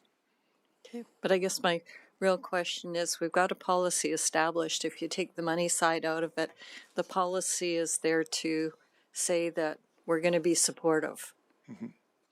So I guess I'm just questioning, and that's really my question. Why throw the policy out? The funding council can make a decision on. So I'll just leave it with that for now. I'll probably come back to this. Councillor Randhawa? Yeah, I would kind of agree with Councillor Ketcher on this. Like, we have some sort of policy. We might as well keep it. I would rather than rescinding it, maybe amend it to, I don't know, understand we don't have ongoing funding, but we'll look at it case by case. Or we just look at adding 15,000 ongoing, because that's about the average we spend every year. Rescinding it doesn't really make the problem go away. I like having the policy. It's kind of tried and tested, and it's there. So I'll just make that comment and see what the mood is in the room. Thank you. Would administration recommend referring it back for wording change, or how would, if we wanted to, if we wanted it to come back with, I guess, different information, then somebody would just put a referral motion on if we wanted to change the wording for the funding source?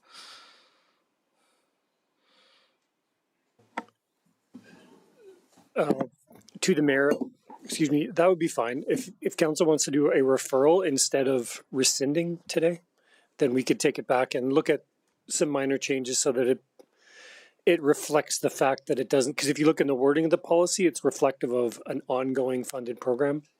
So we could make amendments to it, and then it's there in case we want to do one of these again. Okay, just so that people have that in their back pocket as an option. Councillor Harris?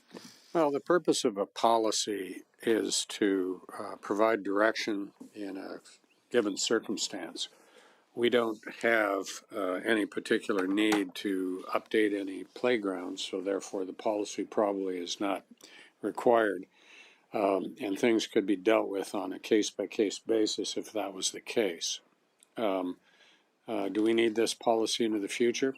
I don't know, but I think having this thing referred back to administration does make some sense to determine how we will deal with a case-by-case situation. And that goes to Councillor Randhawa and Councillor Ketcher's comments about making sure that our policies are specific to a particular need. And if we don't have money, then we don't have a need to spend money. So I would support a referral if that was the case. Councillor Ketcher? So I'm reading the policy and it says the maximum amount of funds to be allocated is $25,000 per year, which may be a combination of City of Fort Saskatchewan and in-kind donations. Nowhere in this policy does it say the city is going to set aside $25,000 per year. I don't think the policy needs changing, revising. It's just going to say that if two playgrounds came in at the same year, the maximum we're giving out is $25,000 period, and we'll deal with it as a council. So personally, I think the policy is just fine. It doesn't need anything. It's very simple and concrete. So I'm not prepared to put a motion on to refer because I think it's very concise already. If anybody else wants to, that's fine. But Mr. Fleming, do you agree that the wording doesn't need to be changed? Yes, I don't. There's very little consequence to keeping this policy in place with the wording the way it is. So if that's the choice of council and we want to move on, it's not a problem. The policy does mention something about funding being reset every January 1st. And that's the part where it refers to ongoing funding. But again, the consequences of keeping this policy in place are very low. It was part of a cleanup exercise. So we can keep it. Okay, so then the will of council would be for somebody to move the motion and we debate it as is to rescind, or no member of council could put the motion forward and then it just stays as it is and we can move on. Councillor Ketcher. Do you want me to go to Councillor Randhawa? yeah, go to Councillor. I'm reading page 2 again. So go ahead, Councillor Randhawa. Click your mic. Yeah, I'm on, right? Yep. If it's just process number 5, funding resets annually on January 1st, can council just amend this policy right here on a motion to remove that and strike it and keep it going? Like, does that make everybody's life easier? Mr. Fleming. Through the mayor, yes, that would actually accomplish the task. Okay, let's do that. So I'll put Councillor Ketcher, if you wanted to do it, okay. Go ahead. I move that council approve or amends policy FIN 019C by removing process line item number 5. Administration is busy capturing that. I'll accept the motion. Do you wish to speak to it? No, let's move on. Sounds good. Is there any discussion or debate? Not seeing any. I'm talking slowly, waiting. We're just going to let it come up. Councillor Randhawa, do you wish to close? If you want me to kill some time, I can talk about stuff. But no, I'm okay. I'm okay. Thank you.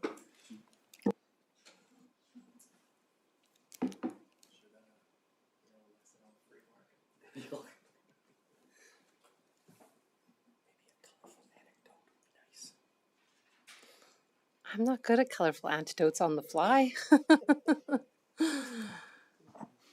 It should be coming up any second. Just to the mayor while we're working on that, maybe some commentary. Like when council removed the funding for the program, we took that as a sign that the program was no longer in place.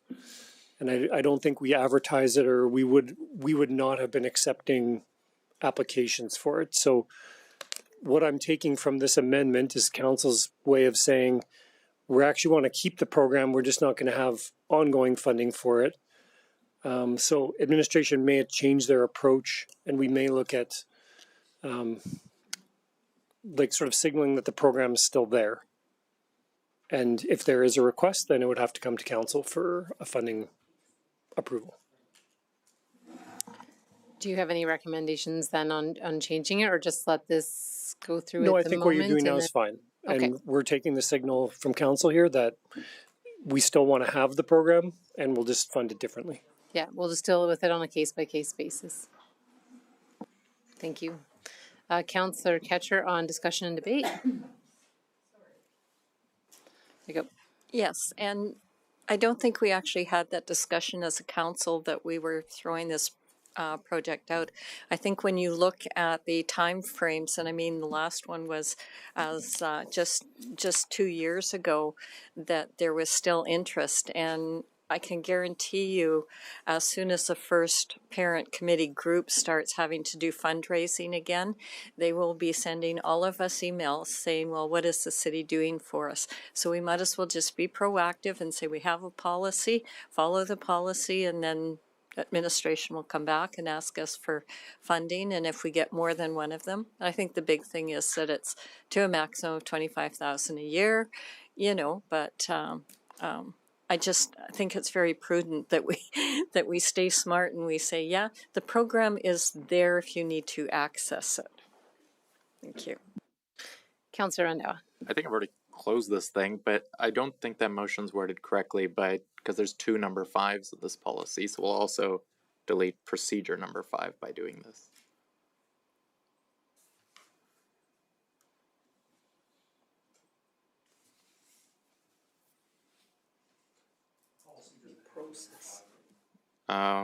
So there's a procedure number 5 and a process number 5, so it should be just the process number 5. Yeah. Otherwise, So just they will amend it not, to add process. Yeah. unless we don't want them to meet the infrastructure management department anymore. Thank you for catching that.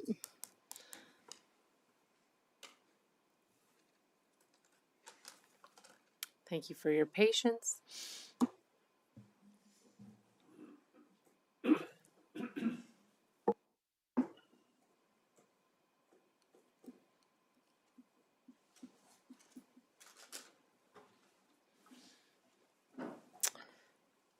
Thank you very much. So with that, I will close the motion. Please cast your vote.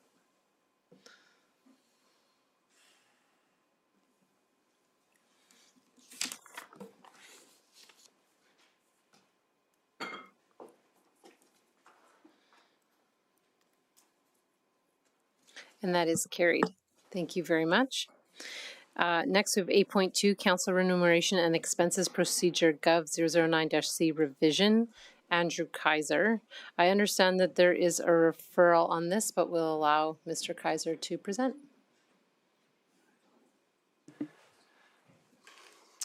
Good evening, Your Worship, or Mayor and members of Council. My name is Andrew Kaiser. I'm the Director of Legislative Services, and I'm here to do a very brief presentation on the revised Council Remuneration and Expenses Policy, procedure, rather.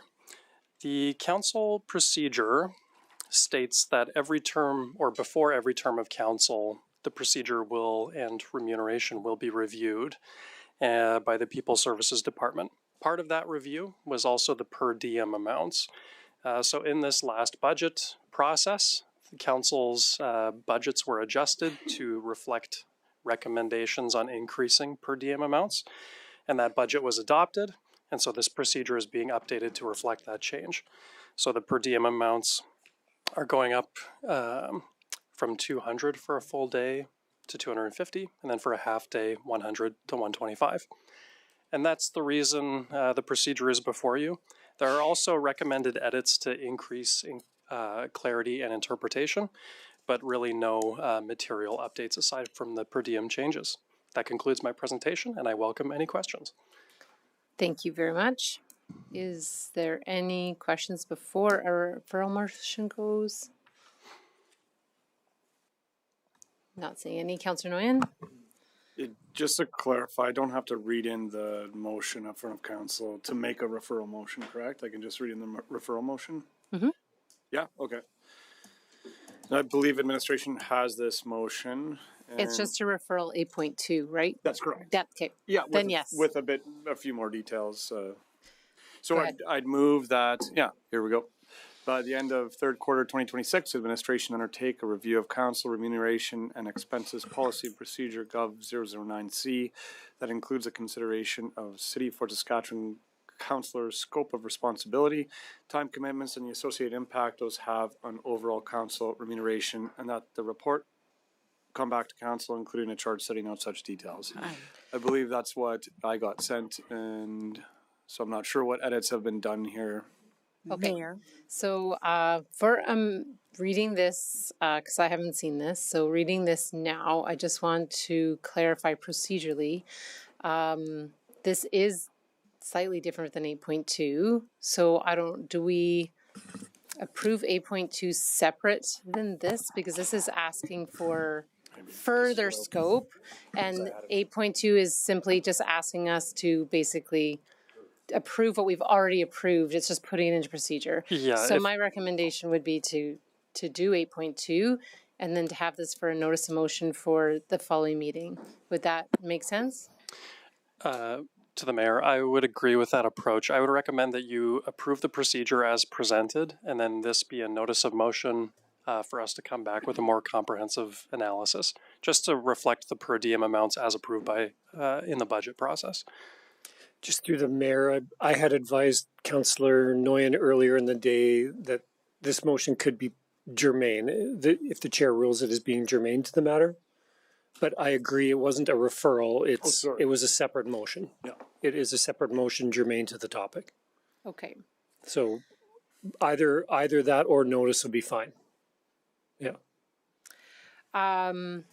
Okay. And I would rule that the scope is way past what it's not. I would say the scope is not germane in just the entire scope that it is, and that I would prefer it to come as a notice of motion. Is that fair, Councillor Nguyen? Absolutely. If that's okay. Yeah, we can do it either way, germane or notice of motion. Yeah. Okay. Let's do it as a notice of motion then. All right. So then I would go back to looking for the will of council on 8.2. Councillor Harris, are you willing to put that on, or did you have further comments? No, I was just absolutely confused as what the hell we were doing. So now that has been kind of clarified, I would move that council approve the amended council remuneration and expense procedure Gov 009-C as presented and attached as Appendix B to the January 27, 2026 request for decision. This is housekeeping, and I think it's updating in accordance with an approved policy and procedure. Thank you very much. Is there any discussion or debate on that?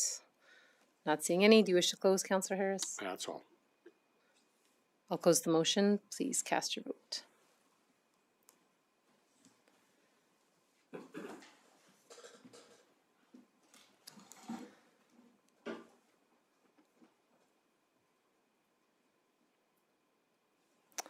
Thank you very much. Moving on to bylaws, 9.1, bylaw C226, amend land use bylaw C2320, Forest Ridge redistricting, first reading. Taryn Samra presenting. And Shri Shindig.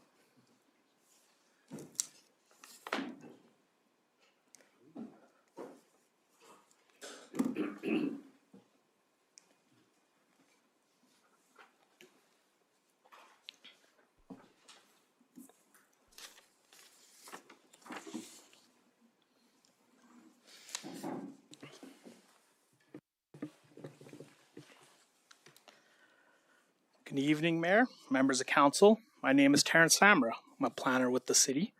I'm here to present a brief summary of bylaw C2-26 to amend the land use bylaw to redistrict lands in Forest Ridge. So I'll start with an outline of the presentation. I'll be giving a brief hierarchy overview about the planning documents we use and how those documents fit together. Then I'll move into the application. I'll discuss the location, the expected development, and the proposed redistricting, followed by information about the outline plan and administrative support. And last, we'll talk about the public hearing communication process. When it comes to planning, the Municipal Government Act establishes a framework. It sets out a hierarchy of planning documents, what those documents do, and how they should relate to each other. And as you can see, it begins with the Municipal Development Plan, followed by the Area Structure Plan and Area Redevelopment Plans, then Outline Plans and Neighborhood Structure Plans, the Land Use Bylaw, which includes redistricting applications, and at the bottom are development permits and subdivision applications. The Municipal Development Plan is the highest level planning document that sets high level objectives, long-term vision of the city, and gives direction to land use, transportation, parks planning, economic development, and other matters. An area structure plan is the next level of long-range planning, which focuses on an area in the city. Area structure plans may encompass multiple neighborhoods. An example is the Southford Area Structure Plan. This planning document sets out policies and identifies general areas for residential, commercial, parks and open spaces, major transportation corridors, and infrastructure and servicing strategies. From area structure plans come outline plans and neighborhood structure plans, which focus on a smaller area limited to one neighborhood. An example would be the Sienna neighborhood, which is located in Southford. This plan is more precise as it begins to show details at the block level, such as collector roads, local roads and lane locations, housing, parks and open space locations. Next is the land use bylaw. Council regularly sees land use bylaw amendments as redistrictings, text amendments, and refreshes. The land use bylaw and its regulations are approved by council, and they establish rules for subdivision and development permitting. After the land is districted, it can be subdivided into smaller parcels. And once the land has been subdivided, development permits are issued for buildings and how those buildings will be used. The municipal development plan, area structure plan, neighborhood structure plan, outline plan, or amendments to those documents are approved by council. Council may also approve subdivision and development applications. However, this authority has been delegated to the CAO, who appoints members to the subdivision authority and development authority to render decisions. Now about the application. The amendment area is located within the southwest corner of Forest Ridge. A future school site is located to the northeast of the subject area and includes a playground structure. A medium density site with a neighborhood service node is planned northwest of the subject area along West Park Drive. The amendment area is well connected by West Park Drive, a collector road, with additional vehicle access from Willow Link and Woodbridge Link. These roads, along with nearby multi-use trails, support active transportation users. Please note this slide was added after the council report was published and not included in the package. In September of 2025, Davis Consulting Group, on behalf of West Park Land Company, approached administration regarding their next stage of development in Forest Ridge. They're proposing a mix of different housing types. The first housing type is two-story townhouses on compact lots. Example of the two-story compact townhouses can be seen on the screen. The characteristics that make the two-story townhouses compact is the reduced site depth, reduced site width, and the minimum one parking stall requirement. The other housing type is single detached and semi-detached dwellings and on conventional lot sizes. Now just an overview of the proposed redistricting. The two-story townhouses previously mentioned will be developed through the FRSO Forest Ridge Street-Oriented Residential District. This is a special district that was approved by council in 2024. The FRSO district is a special district as the application is limited to Forest Ridge and it only and cannot be replicated elsewhere. Approximately 0.5 hectares of land is proposed to be redistricted to FRSO to accommodate those two-story townhouses, and that is seen in yellow. The single detached and semi-detached housing on conventional lot size will be developed by the RC district. The RC district is a standard district in the land use bylaw and is used in various neighborhoods. Approximately 3 hectares of land are proposed to be redistricted to RC, and this area is shown in purple. Now just a touch about the outline plan. As mentioned in the planning sequence slide, an outline plan's purpose is to articulate those finer grained details such as block configuration, road and lane locations, and parks and open spaces. In 2024 and 2025, Council approved the FRSO compact housing product in the form of semi-detached, 2-story, and 3-story townhouses, and those blocks are circled in black. With this application, the applicant is proposing an additional block of 2-story townhouses, and that's circled in purple. Other than the undeveloped medium density residential site, which is seen in orange along West Park Drive, this will be the last area to be developed in Forest Ridge. Please note, outline plan amendments are decided by council resolution rather than by bylaw. This amendment will be brought forward to council decision prior to second and third reading of bylaw C2-26. Next, about the conformance to cities planning documents. Does the purpose of the amendments align with the policies of the Municipal Development Plan and West Park Area Structure Plan? The RC and FRSO district are creating a neighborhood that contains a mix of different housing types, which will meet the broad needs of the community. By integrating all these types of dwellings, the amendments create a neighborhood that provides housing diversity and accommodates preferences of different lifestyles. However, supporting policy of the West Park ASP does require an amendment to the outline plan. The West Park ASP mentions that any innovative developments, such as compact housing, must be identified on the outline plan. Administration supports the proposed amendment applications as they align with the policies of the MDP and West Park ASP. The proposed application contributes to housing diversity by providing a range of housing sizes and housing forms that offer choice and are compatible with the existing and planned surrounding development. Should Council give first reading to the bylaw, the public hearing will be advertised in the Fort Saskatchewan Record. Landowners within 100 meters of the proposed redistricting will be mailed a notice. Copy of the proposed bylaw will be available on the city's website, and the target date for public hearing is February 24, 2026. And the recommended motion is that Council give first reading to bylaw C2-26 as described in the Council report, and further that a public hearing be scheduled. And that concludes my presentation, and administration is here to answer any questions that Council may have. Thank you very much. We'll start with Councillor Randawa. Thank you very much for the presentation, comprehensive, informative. I'm just going to put the motion on the table if that's all right. It's first reading, so I'll just move that Council give first reading to bylaw C2-26 as presented.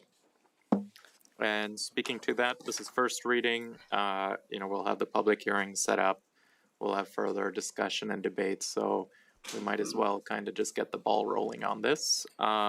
I did have just one question for administration. The 100-meter notification area, does that kind of cover all the homes that are probably already occupied in that area? Please. Through the mayor to Councillor Rendell, I have a map for you that I'll show. Love a map. So this is the map. There are all the highlighted parcels. That's where the letters would go. And right now we're at 97 letters to be sent. Okay. Yeah, that seems fair to me, so I'm good with that. Thank you very much. Thank you very much. I'll accept the motion. You've spoken in favor. Councillor Harris. Just a question from a transportation standpoint. I have no problem with the changes because I think it's consistent with the policies that we've put in place in that area. But Maple Lane is an existing access off of Willow Link. Is the intention of the developer to continue on and as they develop, they've done the 3-story, they've done the first half a block of 2-story, then they've got some semi-detached, some 2-story and some 2-story. Will they actually complete Maple Lane over to West Park Drive from Willow Link in this construction period coming up, in your best estimation? Through the mayor to Councillor Harris, yes, I would say that those lands have gone through subdivision and eventually they will come for endorsement and the road would be completed. I would hope that it gets completed this year. We can always confirm with the developer at public hearing because I believe they will be here. But yeah. My best guess would say yes for this year. And then just one, it's not part of this particular application, but looking at that MDR, medium density residential, just under a hectare, it's got an N on it, which is a node. That was at one time anticipated to be some sort of a commercial area. It would appear to me that now it's just some sort of a kind of a medium density, probably all enclosed within that one property. So if a developer came in and did that, it would be kind of like something that's on West Park Drive that Landrex did many years ago. Is that kind of what it would be? Through the mayor to Councillor Harris, the N stands for neighborhood service, so you could potentially have commercial in there.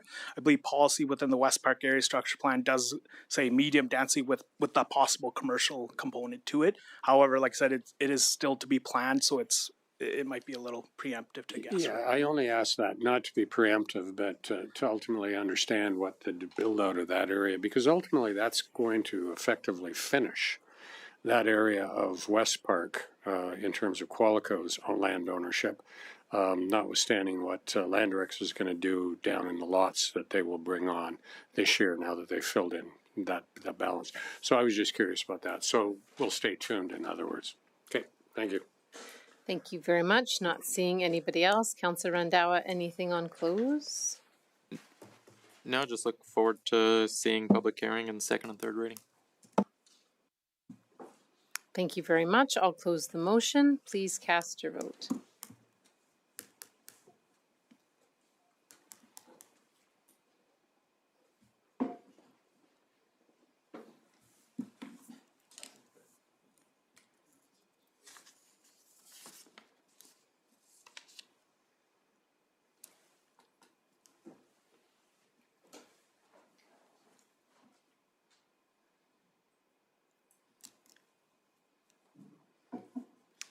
And that is carried. Thank you very much. Moving on to number 10, notice of motions. Councillor Nguyen, do you wish to read in your notice of motion? Go ahead. And I do apologize. I used the wrong verbiage, the procedural verbiage, and then kind of misjudged what the outcome of the motion that was presented by administration was. So you're very correct, and happy to use it, read this in as a notice of motion at this point. So I will move at February 10, 2026 council meeting that by the end of third quarter 2026, administration undertake a review of council remuneration and expenses policy and procedure Gov 009C that includes the consideration of a City of Fort Saskatchewan councillor's scope of responsibility, time commitments, and the associated impact those have on overall council remuneration. Thank you very much. Councillor Ketcher, do you also have a notice of motion? Yes, I do. Go ahead. And they've got mine on there as well. At the February 10th, 2026 council meeting, I'll move that by the end of the second quarter of 2026. Hopefully they got the second on there. Administration undertake a review of policy GEN 029C and procedure GEN 029A and prepare a report outlining options and considerations for the following aspects of the community grants process. 1. Nonprofit housing organizations that are automatically exempt from property tax under the provincial legislation are not eligible for grant funding. 2. A reasonable cap is established for funding no cost or low cost events. And 3, requirements related to demonstrating financial viability are strengthened to include clear expectation that the applicants show they have secured or are actively pursuing multi-funding sources. 4, organizations that are eligible to receive funding for this are not eligible to receive funding for the same event in consecutive years, and 5, that administrative procedure GEN 029 become a council-approved policy and that the grant approval process be modified so that the initial review of application includes a minimum of 2 members of City Council. Thank you very much. And Legislative Services has both motions. Is there any other notice of motions? Not seeing any. Points of interest. Not seeing any. It has been a little bit of a quiet January. Points of interest, council inquiries. Councillor Ketcher. I have one inquiry, and I could leave it till budget time, but I have to ask the question. I was at my granddaughter's hockey game, and I was talking to a counselor over in Sherwood Park, and we were talking about the ice on the roads and the ice on the sidewalks. And I did make I did ask the question how they're dealing with it. And apparently there is something, they have a machine that can be attached to something that can go in and break up some of the ice on the sidewalks and the roads so that we don't live with just ice for several months at a time. So I guess my question is that administration ever looked at that? They're trying to explain it to me, and I said, I'm going to ask Troy. Yeah, through your worship, or through the mayor, I know what you're talking about. I can't remember the name. It's called an icebreaker. Yeah, I think it has a trade name or a more technical name. The folks in Public Works have brought it up to me before. I think they really see the value for things like back alleys and whatnot. I don't know if it's ever come up for sidewalks before, but they are aware of it, and they have been pricing it out. So it wouldn't surprise me if that's something that gets brought up in a future budget. Okay, and I only asked the question because we've had a lot of questions and concerns about it. And when I was talking to this counselor, they said, oh yeah, we got something over here. But of course, Sherwood Park's got a lot more than we do. So I figured I would ask the question. Yeah, I can follow. I'll provide a little bit of follow-up information for you on that. Yep. Thank you. Councillor Andawa, inquiry? Don't worry, Councillor Ketcher, I'm bringing a motion next meeting on snow removal and trails and stuff, so maybe you'll really like it and vote for it. All right, perfect. All right, we do have a number of things in closed session. If I get a motion to move in camera. Councillor Nguyen was the quickest. Go ahead, Councillor Nguyen. Would you like to move us in camera? Yeah, I'll move the council enter in camera to discuss matters under ATIA. Thank you very much. Close the motion. Please cast your vote.